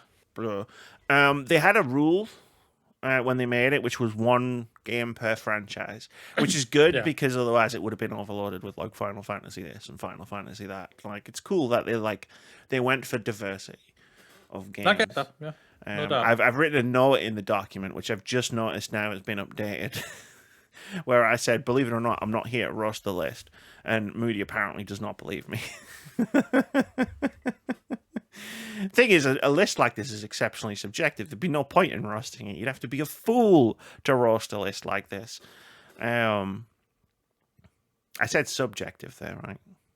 Yes. Yeah, okay, that's good. I mean, the other thing. But the thing is, it is subjective, this list, but at the same time, they've obviously had a massive team bringing this all together and everything, and it's basically just like, well, all right, those 5 people picked this game, then you 4 people don't, and those that got a higher vote, so you lose, type of thing. So it's not really subjective at the same time. And Rebecca Valentine's just in the corner with her little list. And everyone else in the office is looking at it and going, I have never heard of any of these games. What the fuck are you talking about? That wouldn't surprise me. You got one person who does nothing but Xbox and gush all over Phil Spencer. So complimentary. And the rest of them don't do their job. Rebecca Valentine is one of the people that I follow on social media where she talks about a game. I listen or read, I guess. I know for a fact number 23 is only on here because of her. She fought with pitchforks for that one. I bet it was violence. I bet she was standing in the kitchen with a fork out of the drawer, being like, "You're gonna cut it? Are you sure about that?" I won't lie. There is one I will question. I mean, we can question whatever we want. Like, I thought we could go through the list. We could talk about the ones that we know of, or that we've played, and then like maybe suggest some games. Like, I know we kind of already did that, so like, maybe not suggest a lot of games because we just talked about a lot of turn-based RPGs that mostly happen to be Japanese. But like, if there's any other ones, like, be like, yeah, sure, let's talk about, like, I got a couple I could add to this list for me personally. No doubt. But yeah, sure. Top 25. Number 25 is Shin Megami Tensei 3 Nocturne. Not a series I've fucked with. Never have I. It was that Persona is a spin-off from Shin Megami Tensei. That's my fun fact. That's interesting. That's my fun fact here. The first, I think the first Persona game was called like Shin Megami Tensei Persona or something like that. It was called Revelations Persona, but it was 1996, published by Atlas. It's a sub-series of the Shin Megami Tensei franchise, and it was previously marketed as Shin Megami Tensei Persona outside of Japan. That's everything I know about it, so we can move on. Number 24, Breath of Fire 3. Never heard of it. On my list. They just did GOG just got the 4th one, I think, released as part of their game preservation program. I can't remember I think that's what it's called. I need to keep going on that site. I keep forgetting to. GOG's a great site. Like, it is. Like it's GOG. Incredible. Just because it's keeping preserving games. They are, yeah. Like they've got that whole, the good old game preservation program. It's called a preservation program. Breath of Fire 3. 4. I think 4. Yeah, I think 4 is the one they've grabbed. Yeah, because they grabbed 3 and Dino Crisis. 3's on it. I know 3. I know. I've already bought those. Of course you have. But yeah, no. Like I've heard of it. This is a very old game. 1997. I believe they were PS1. Yes. Capcom. Interesting. Oh yeah, Capcom They were well were- into JRPGs, making RPGs back in the day. Back in the day. Back and in the then they day, found zombies. And then they made horror games. And the industry changed forever. I decided to switch into a documentary style voice. Number 23 was Golden Sun, which is Game Boy Advance RPG. There was a sequel called Golden Sun something something. You can get Golden Sun on Nintendo Switch Online, and like You can get it on GOG. really, It's on. I've just typed it in. god damn. In that case, hey, how much is it? How much? Let me find out. Golden Sun. Doesn't say it. I wonder if it's not there is yet. it not? Is it not? So did you search it in the preservation thing? Yeah, so you can vote on games.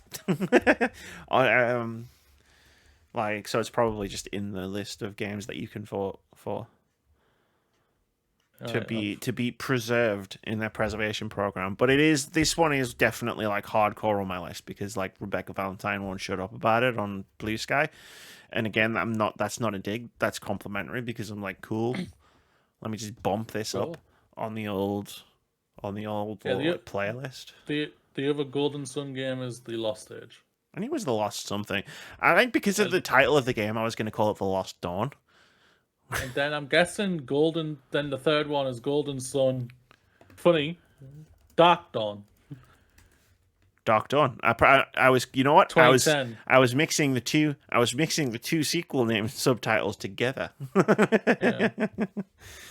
But yeah, no, like interesting games. I'm interested to play. But now we can actually talk about one that we've actually, one of us has actually played because number 22 is Ni no Kuni: Wrath of the White Witch. Wrath of the White Witch. That's a tongue twister. It is tongue twister and a half. Yeah, it's an incredible game. No doubt. Like I said, everything about it. It's visually it's got inspired by Ghibli art style when it comes to its cinematics, absolutely gorgeous. And then you've got the anime. Then you got the game itself, which is just a classic turn-based RPG with a mixture of Pokemon type aspects to it, which is really funny and good at the same time. And yeah, heartfelt, beautiful. Go and check it out. From Software made a game like that. Would you believe? Enchanted Arms. It's a turn-based RPG with like unlock over 100 controllable creatures. It's like a Pokemon like type thing as well. Developed by From Software, published by Ubisoft. The collaboration no one ever believes happened when I tell them, but it did. Like it's right there. Look, see, there's the Ubisoft logo. It did happen. And there's the From Software logo on the same box. Number 21, Lost Odyssey, which I can't grab from behind me because I own it digitally on Xbox 360. Nice. Incredible. I've never game. played it. I missed this one, so. A lot of the original talent in like the early Final Fantasies. So you've got Sakaguchi, who was one of the creators of Final Fantasy. Nobuo Uematsu did the music for Final Fantasy VII, and they all got together and they were like, "Hey, let's make an RPG again." And they did. And Xbox were like, "We'll have that because we're trying to break into the Japanese market."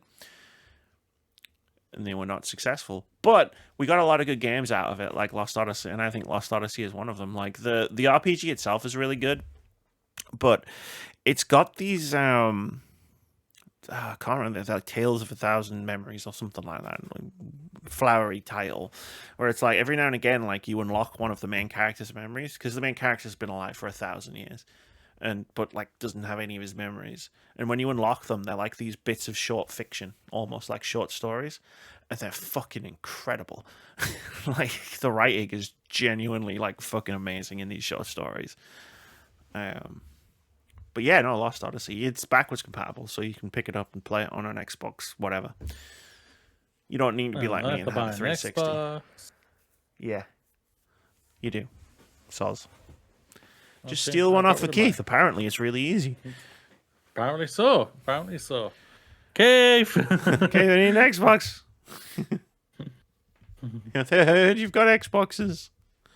We've been told it's really easy. You're the one that says it's really easy. This is your bit, not mine. Number 20, I believe. Was this the one you mentioned before, Star Ocean, the second story? No. No, okay. Mine was The Last Hope. Second story is. Would I be right in saying the second story is the second game in the Star Ocean series? I'm going to take a guess, yes, so that I have no idea. I'm going to look it up. It's best to. Did you play the second story? No, the first Star Ocean was The Last Hope game. That was the one I played, so. I have a massive gap in gaming in general.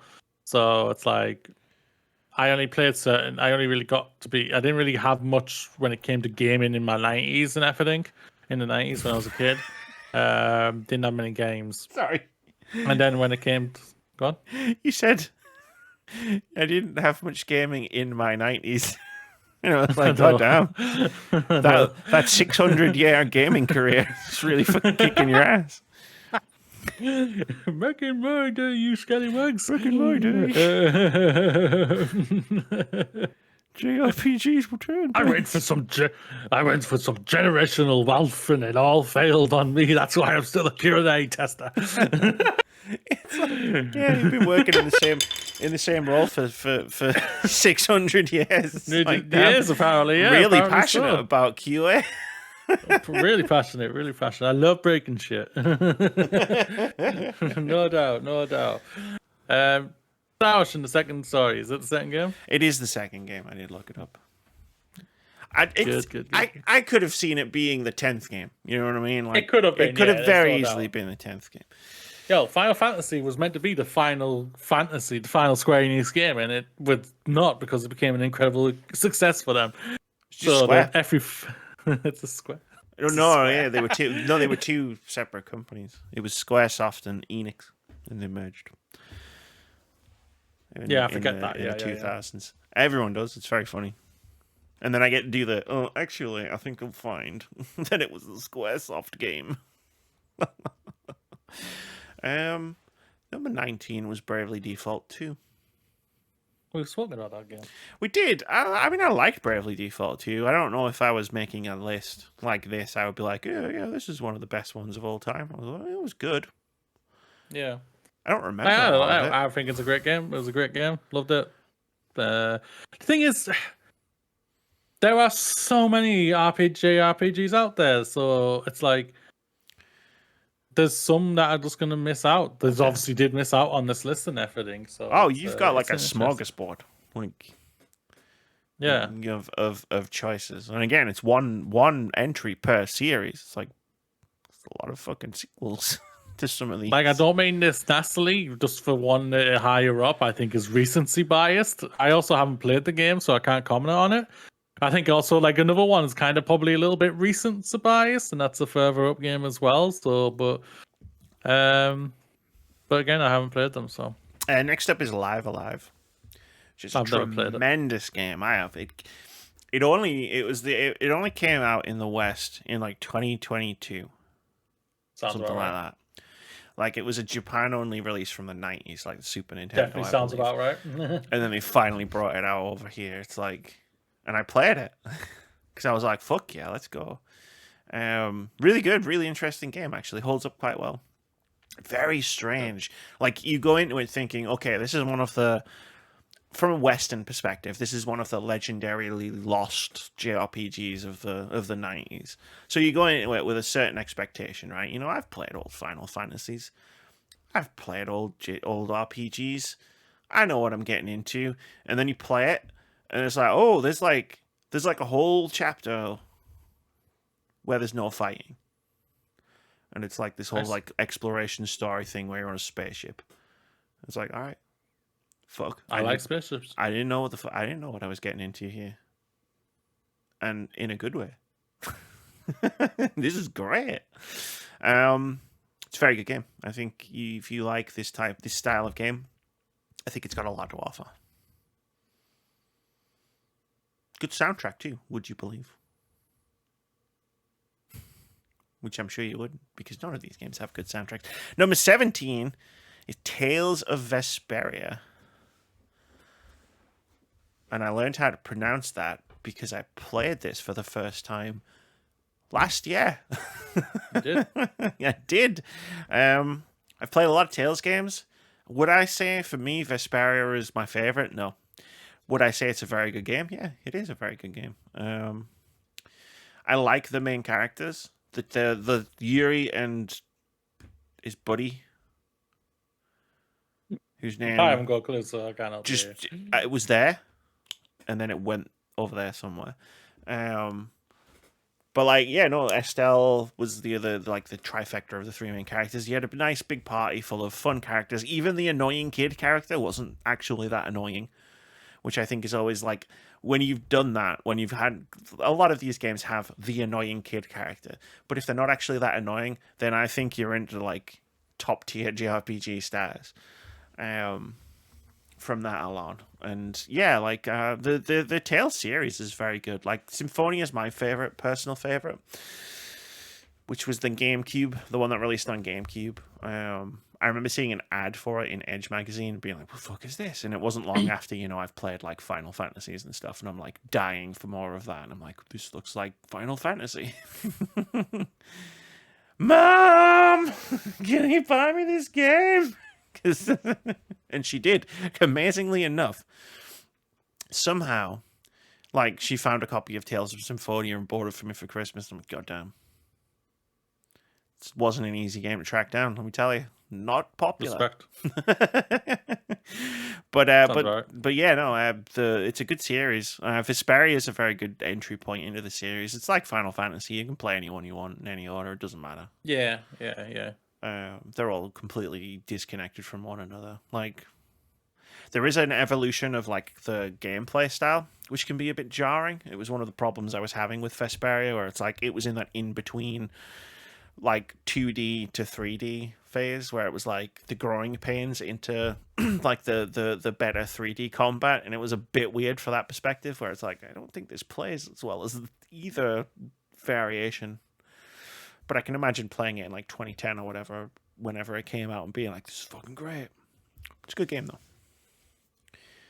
And number 16 was Kingdom Hearts 2. Good game. Really enjoy it. It's not the greatest. I think it's very of its time when it comes to its controls, so to say.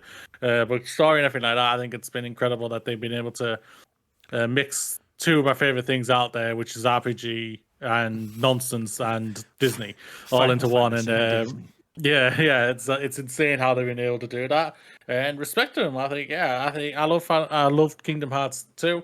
3 I tried, didn't really click with, so I think it also was like a game of its time, where it's just like, we're not even this generation's ago, we're last generation's game, and we're tired then.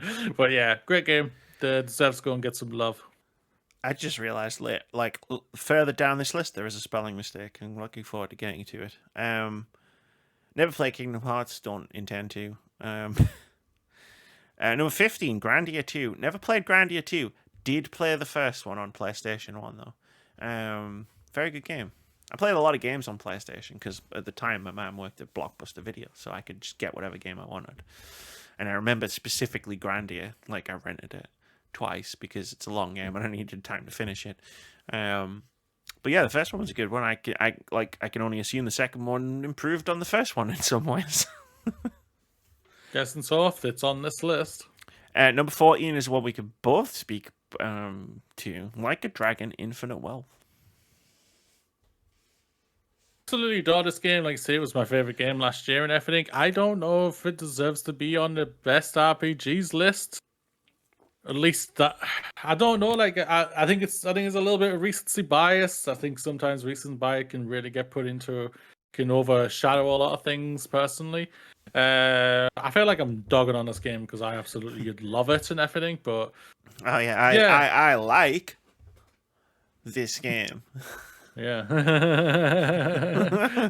But yeah, what are your thoughts? I'm curious. Like, it's an exceptional game. I don't deny that. I flip-flop, right? Because like, yeah, if you think about, they've gone for the one game per franchise rule. So obviously, like, this came in ahead of Yakuza Like a Dragon. But, like, Yakuza Like a Dragon's story, for me, way better than Infinite Wealth. Yakuza Like a Dragon's I think that's fair. combat gameplay Is better than it's like it's a flip-flop, right? So it's like, which one do I think is better? I mean, both. Like, I think that they're equal. It depends whether you focus or prioritize or whatever. Like, you're more drawn to strong narrative or stronger gameplay. Because I don't think the story in Infinite Wealth is bad. I just think the first one's better for a story, and I think the second one's a lot better for combat. But I still like the combat of the previous game. Yeah. I would put one of the two. The first game, I can agree with this. I would put one of the two on the list. My mood, like, whichever way my mood was swinging, like, would be depending on which one, like, I would put. Number 13 is Xenogears, which I've heard a lot about, but never played. Precursor series to, like, Xenoblade Chronicles is like a spiritual successor to the Xeno saga. Xenogears. Number 12 is Paper Mario: The Thousand Year Door. I've never been able to get much into the Paper Mario, like any of the Mario like RPG games. Yeah. Because they do that thing where it's like, hey, you have to push this button, otherwise you won't be able to do enough damage to kill things. Hey, push this button to not get fucking fucked up by Bowser. And I'm just like, I can't push these buttons. Stop making me push these buttons. This is why I stopped playing Sea of Stars. That's fair. I never feel like that. I might be. I'm obviously wrong here, but I never feel like there's that much of a grandiose when it comes to the RPG games for Mario and everything like that. So, like, for me, it's very surprising this game's on here. I'm not saying it's great or anything good, great or bad. I've never played it. I can't comment on it when it comes to how good it is. But it's just I never hear everyone screaming about how great a Paper Mario game is. But again, I'm not that. That online. Depending on how many people watch this podcast, you may be about to. Come at me. I literally won't read you. So just so you know that.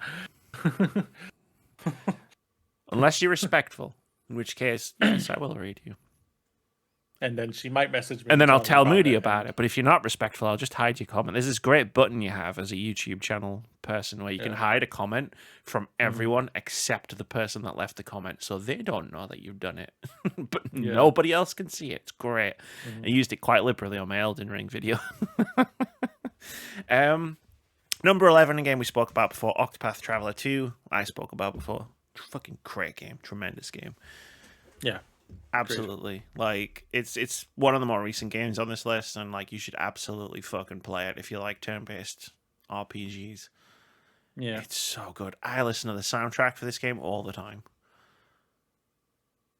It's one of those soundtracks that has like 200 songs in it. So, it's a curated playlist. but it's a phenomenal game. Number 10, The Legend of Heroes: Trails in the Sky. I've heard of this game, but I've never played it. Well, I've heard of this franchise before. I own one of them. I bought it at the same time I bought Ni no Kuni. It's a very confusing franchise to get into. Like, if there's any fans of the Legend of Heroes series, I need you to listen to me and listen good. Because y'all need to fucking get your shit together when it comes to talking about these games. And let me tell you why. Because if somebody starts, hypothetically, say, researching like, Reddit posts by fans of these games, or like social media about where does one begin the Legend of Heroes franchise, one will find many different answers. There is no consensus. Yeah. And it's really frustrating as somebody who's like, because some people are like, just get the first game. I can't get the first game. It's not available on modern platforms. Help me out here. I want to get into this. Yeah. So eventually I got annoyed, and like, there's a lot of different sub-series to this. So Trails in the Sky, I think, was the first game, or it was either the first game or part of the first sub-series. And then there's a Trails of Cold Steel series, and there's a Trails of Reverie series, and I think there's another one as well that was like very recent. And then there's another one and another well, one. you can see where I was like, I'm getting really confused here. And it was like years, Moody, years. Every time I thought about it, I was like, oh, maybe I'll try this Legend of Heroes thing. Let me just go online. And then 30 minutes later, my hair was white, blown back. And I was like, you know what? Maybe I'll just play Final Fantasy instead. And then I just broke down and I was like, I'm just going to pick one. And Cold Steel 1 was on sale. And I just went, I'm going to fucking buy that one. And I'm going to fucking play this one. So I'm looking forward to playing it, but like my I guess my point is like the fandom needs to come together to like get better at recommending this game series to people.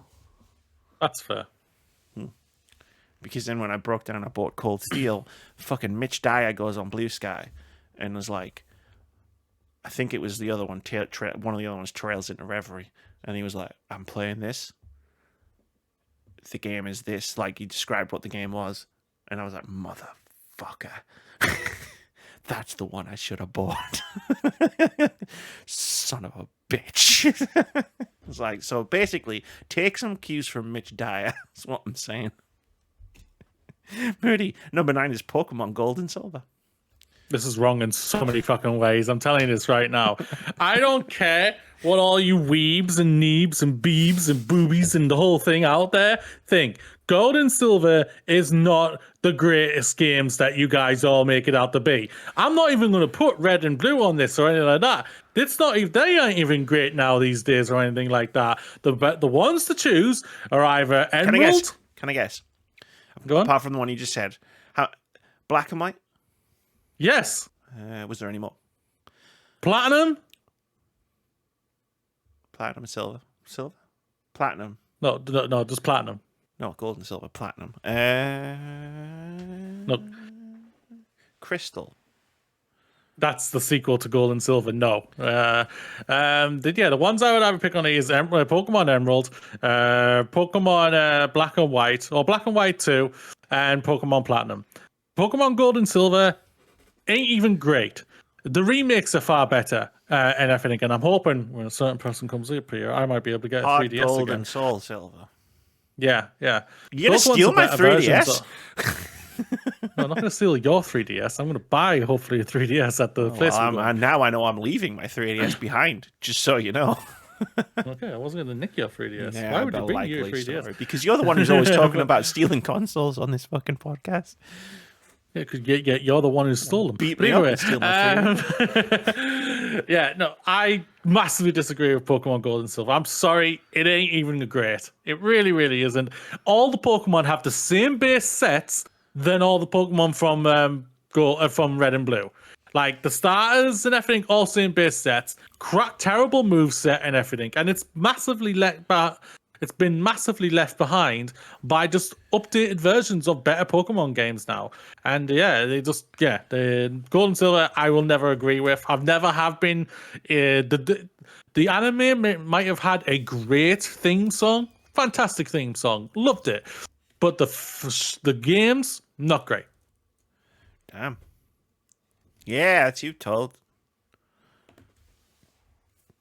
Backing you up. Like, yeah. I think there's a reason why Game Freak haven't given you a Let's Go Gold Silver game, whatever the hell versions you think they were going to go for and everything. And they've just been giving you like, here, here's a new game, and he's one of your starters or 2 of your starters or something like that. And that's it. They ain't giving you love for the Johto games because the Johto games that good. Screw you, Johto. The next 3 games on the list are all games that I desperately want to play. Number 8 is Suikoden 2, which I've heard is one of the greatest RPGs of all time. Apparently so, yeah. I own it. Funnily enough, a remaster's just come out. Yeah, I own the original, sort of. Like, the original re-release on PS3, you know. Yeah. It's $3.99.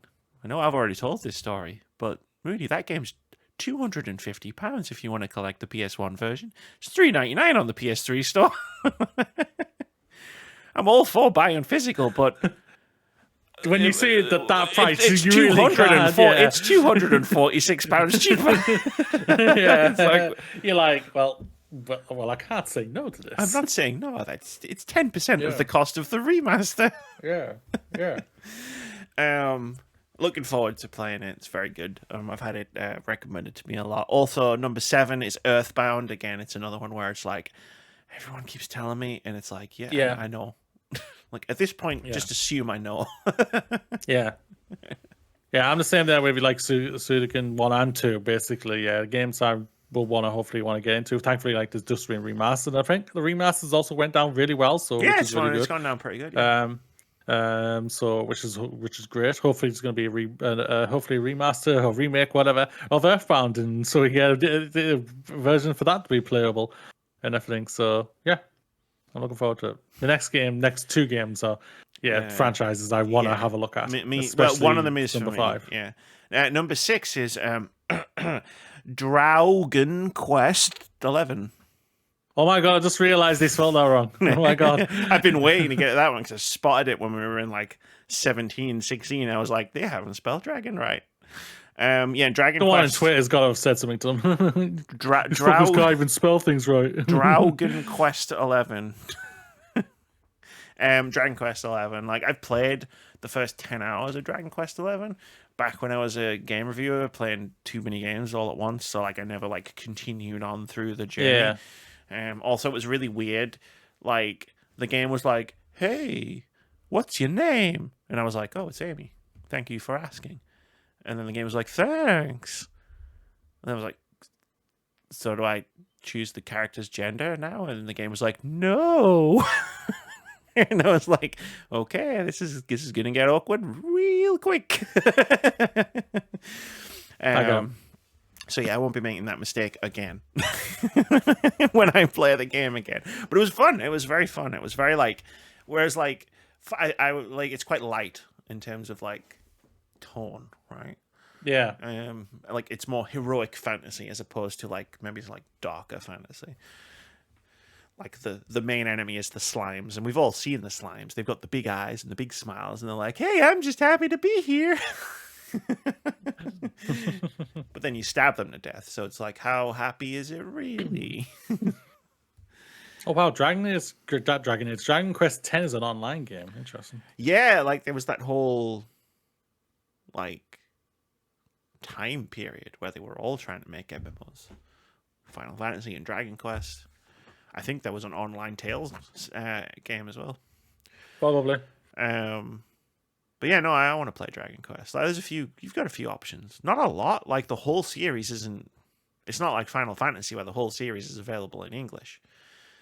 Like Dragon Quest was sporadically available in the West, I believe. And like a lot of those games were handheld games. Like I know a fair few of them were just DS games.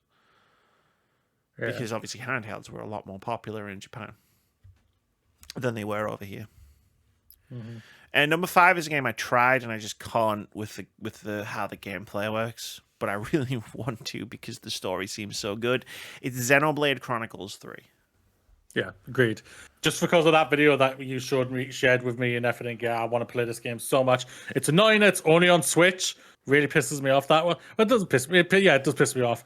But at the end of the day, it's what they've agreed to and what they want to do. That's fine by me. They've obviously sold incredibly well on that console either way. Yeah, but, I want to get the story alone is just making me go. I want to play it. I want to play it. I want to play it. I want to play it. I want to play it. Why won't let me? Why did I get rid of my Switch? I needed the money. I want to play it. I want to play it. I want to play it. That's what I'm kind of like with myself. But it's like, God damn it! Why? No, like I played a few hours of it. The story and characters specifically, like in the setup, like really intrigued me. And obviously, like this is the stuff I knew from watching the video that you were referencing, which is a Daryl Talks Games video. It was his backlog video from last year. Yeah, last year or the year before, one of the two.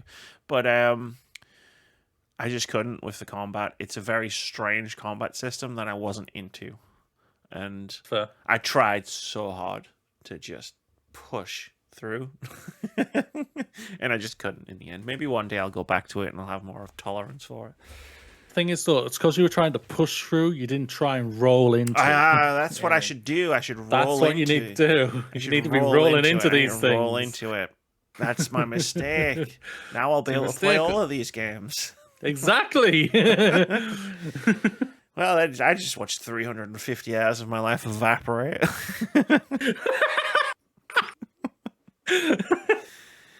The video, just so everyone knows, Amy's obviously referenced the backwards compatibility,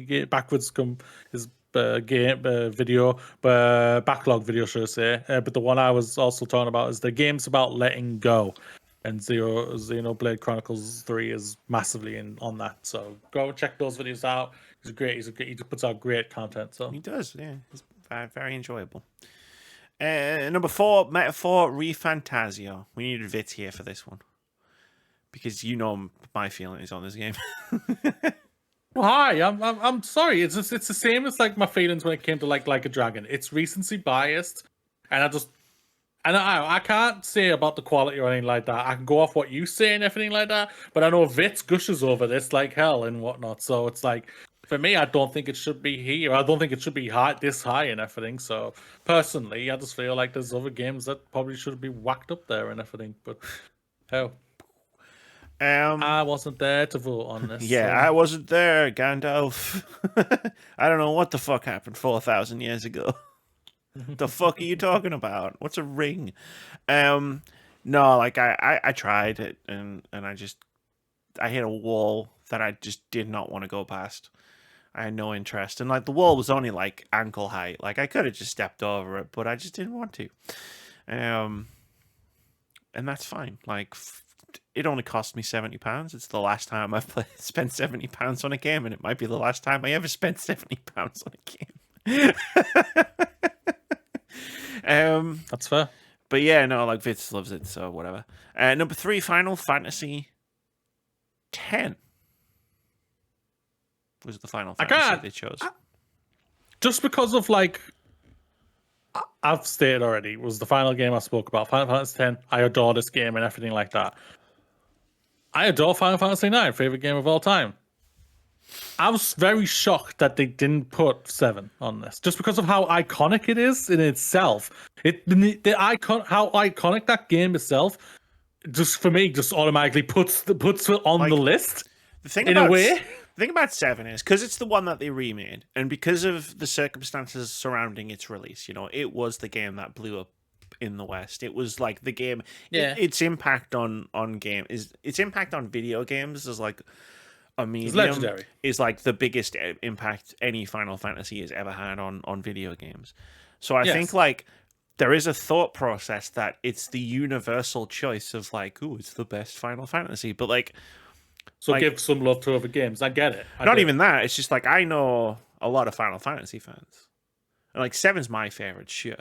But like you and Vitz and Luna and you know like Patrick and like tons and tons and like there isn't a consensus between any I of know us. that. Like it's all over the map, which is great. Like I know people who have Final Fantasy 6. I know people who have Final Fantasy 5. You know, I know people who are 9 and 10 and 16.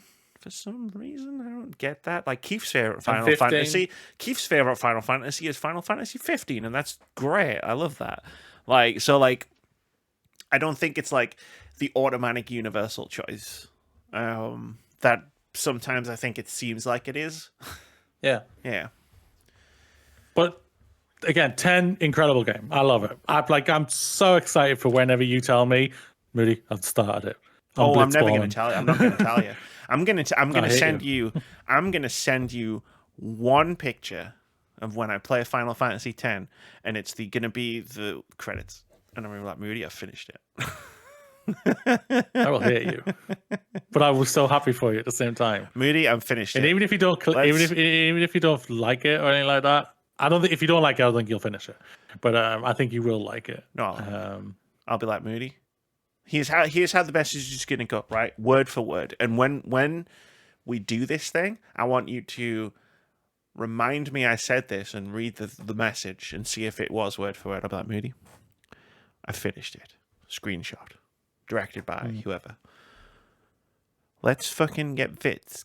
Kick Vitz off this podcast for a week. Get him going fucking wherever the fuck he was when we talked about that JRPG list. Yeah. And that's me and you sit down and talk about fucking Final Fantasy X for 2 hours. Let's fucking do it. That'll be the text. Let's fucking do it. Word If you get for if you word. text me and tell me a week in advance, I'll smash that game as well. Just so I get it fresh in my knowledge as well. I'm gonna text. I'm gonna tweet at Bluesky at whatever platform I have to use at Lucy and be like, listen, can you take Vitz off our hands for a week? Me and Moody have got some shit to do on our podcast.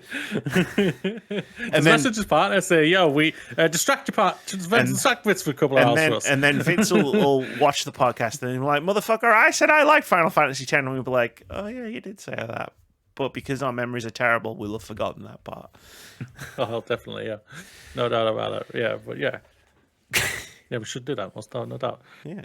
I think we should do more podcasts like that where it's just like, fucking, let's talk about a fucking sick game and nothing. Like, we'll still do like cool things we like, an indie game of the week, but like, just like 2 halves of just like how fucking great is Final Fantasy X or fucking Dino Crisis 2 or like Resident, you know what I mean? Just like, let's just fucking every now and again just bust out a fucking podcast of just like, you know what's great? This video game. I 100% agree, but like for me, like, so I'll bring up last week's episode. I didn't feel like I should have been on last week's episode because you guys were reviewing the game and everything, and I felt like throughout most of the episode I was a third wheel. Absolutely, I get that. And I personally hated it. So it'll definitely have to be like, something everybody on the podcast can contribute has to. played. For sure. Yeah, no doubt. And I'll say this on the podcast. Fuck it. Like the thing is, when we were planning podcasts, we didn't think you were going to be back for the rest of the month. That's which is where like so you that guys landed. already had a plan set up, did you? Yeah, so that was where that landed, and it was like, oh, oops. Like you could have just told me. That's the thing about it. You could have said, I was thinking, I don't think I should be on this episode. Should I tell them? But I said I was coming back. For 1 week only. So it feels like it'd be wrong. No, that's fair. That's fair. Like, I did think about saying, hey, Moody, we were going to do like a full podcast of like Claire Obscure, but yeah. I don't know. It just felt mean to be like, welcome back, Moody. Just hit me up. Glad to see you. No, we haven't seen you for 6 weeks. Now, can you fuck off for a week, though? Because... yeah. Go in the corner like baby. Yeah. We're going to put you in the corner like baby. But no, like, I think we could do that. Like, every now and again, we'll just do a boot club episode. Oh, definitely. No doubt about it. Especially if you're like, if I have enough time enough time in advance to try and smash out a game, or at least play half of enough of it, then I know, and everything, then I'm good then. But because I'm never going to make spoiler alert. I'm never going to make a video essay about any of the Final Fantasies. Like, I just don't have the interest, but I definitely have the interest of talking about some of them. Yeah. Like, there's a lot of games like that where it's like, no, I'll never make a video essay about Final Fantasy VII. But if we ever want to do a Final Fantasy VII podcast, I'd be down for that. Yeah.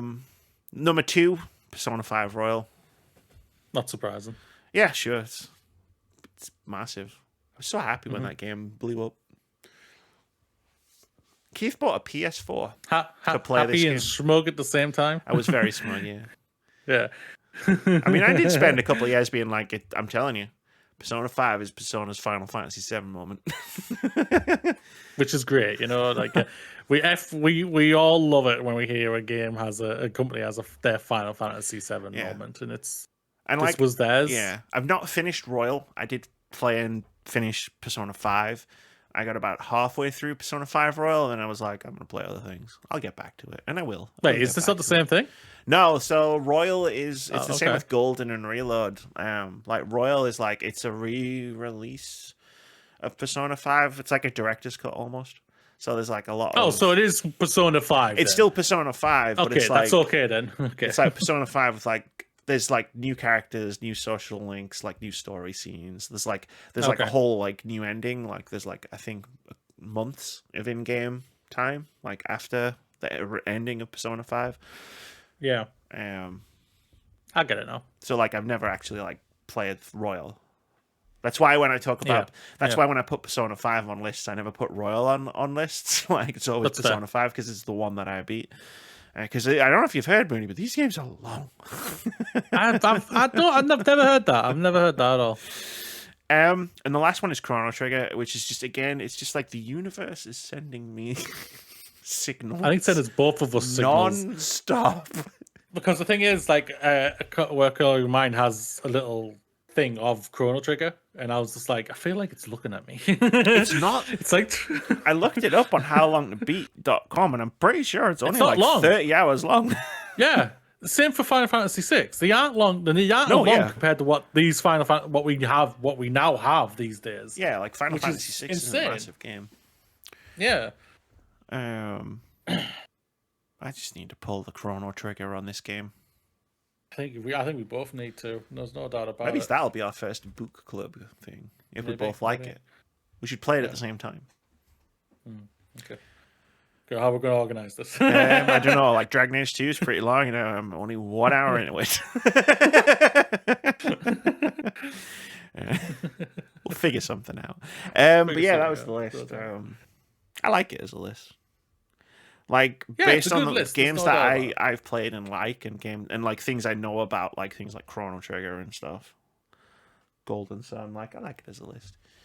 Yeah, no doubt. Like I'd swap a couple of franchise ones out for sure, but like I would swap out Pokemon Gold and Silver. Yeah. For sure. I'd swap out Vesperia, Tales of Vesperia for like Symphonia, like I'd swap the Final Fantasies, you know, like stuff like that. But I can't say that I hate it.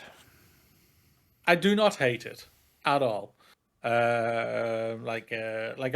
it were, I would put higher back. I would put for Fantasio higher back as well. But like all the other games, like Dragon Quest XI, we've heard nothing but great things about. Xenoblade Chronicles 3, nothing but great things about. Yeah, I know you tried it. Combat wasn't for you, but even you've said I should maybe look back into this game for yourself. Final Fantasy X, great. You Final stream Fantasy it. You remember Last Judgment? You stream it, and I'll watch. And every now and again, I'll just type in the comments, "Fuck him up, Moody." Moody, why are you crying? Because I'm crying. I'm not crying. You're crying. Like Lost Odyssey, I've heard it's a great game. You've even backed it up. It's a great game and everything. There's a ton of amazing games here, which everyone should go and try. If you can get a chance to try these games, go out and try them, everything like that. Even though, we would maybe change some orders and everything like that. It does not mean none of these games don't deserve your love and experience. So go and give them support they deserve. Yeah. Like I think Parasite Eve is a weird one. It's like a horror RPG thing, but still an RPG.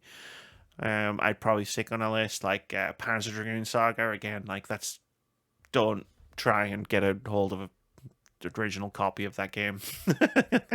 It's even more expensive than Suikoden 2. Great game though.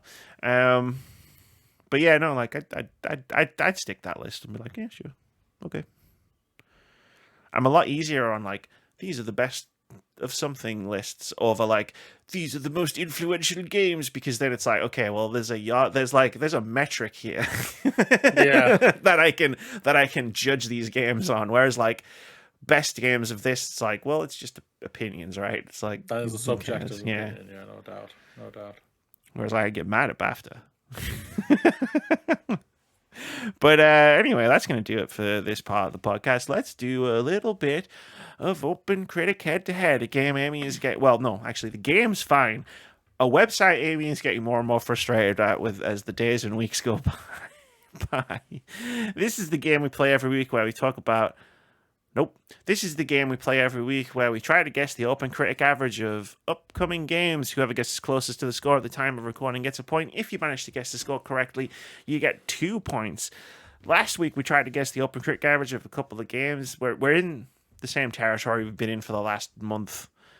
We guessed into the Restless Ruins. It has enough reviews for a score. I've worked the score out, but I'm going to give them a week to update their stupid fucking website before I just reveal it. Before Amy kicks off even more. I've had to work out a lot of my own fucking OpenCritic scores here. And do you want to know what the worst part is? No one can accuse me of cheating because I haven't scored any fucking points.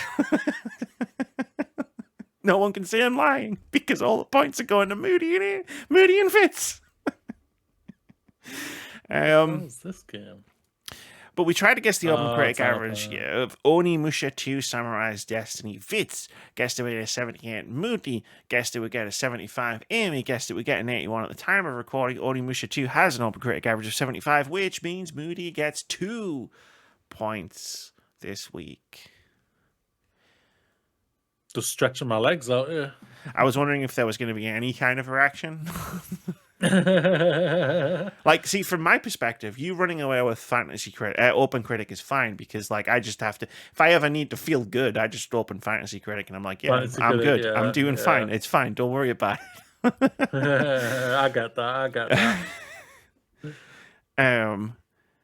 The scores for OpenCritic Head-To-Head are Amy 8, Vitz 12, Moody 20, with 1 draw. This week, we've got Elden Ring Night Rain waiting.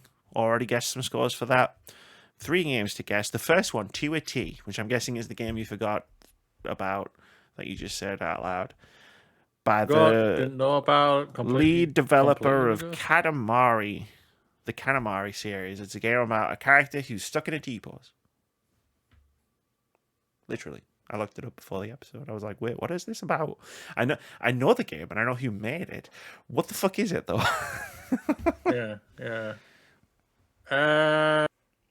It's your pick. So I was going to say I need to go first. I was just going to let you speak if I was like, oh, fuck it. Let him cook. But I thought you were asking about my score. That's all. Sorry, I didn't look properly. I'm going to guess. I'm sorry. Is there a score on here that, like, could I put 2 numbers in here and make my numbers look like a T-pose? I'm looking at the keyboard and the answer is no. I'm going to say 77, but if you imagine the other 7 is like mirrored, because then that does look like a T. Vitz isn't here. Moody, what do you guess? For the T-posy game.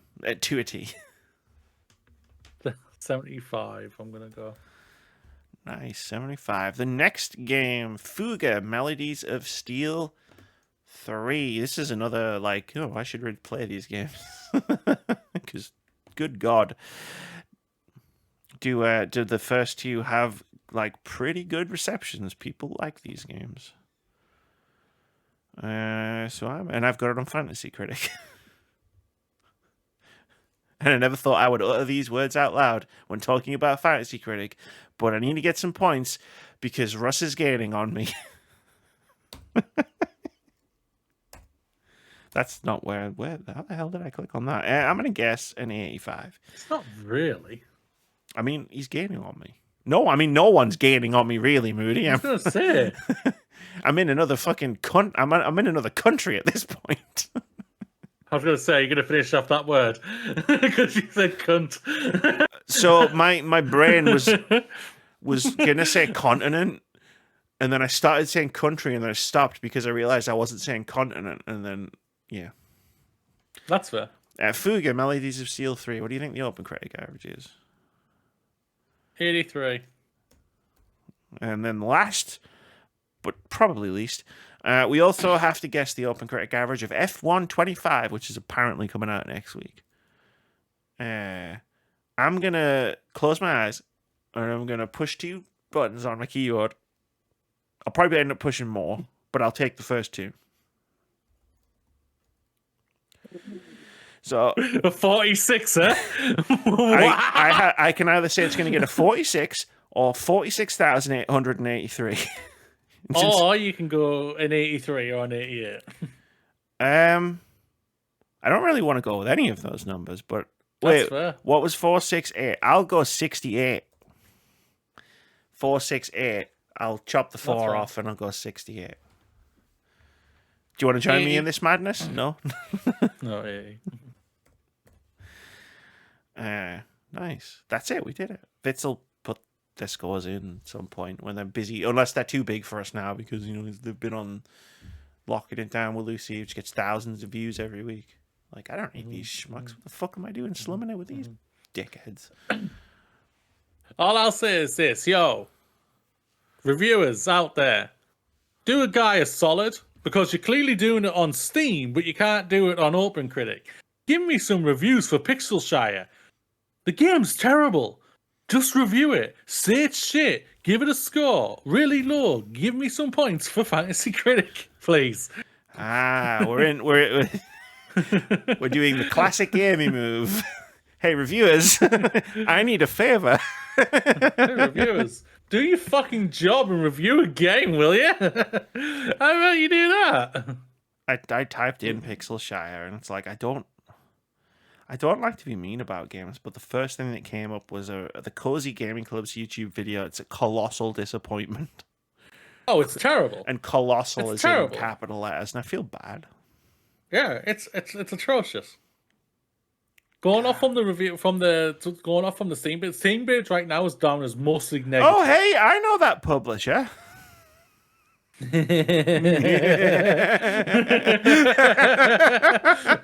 Hey, Meaty, I think it's your time to shine. Yeah, it's my time to shine, no doubt about it. Go review the game, please. Hello, everybody. Be proud you made it. Another day's behind you. Another week has passed. But you know what? But you want to know what else? You have a future that is all yours to decide. That fly your heated fury, because it's time to party. We all welcome each other from far and wide. We'll be helping each other out all the way.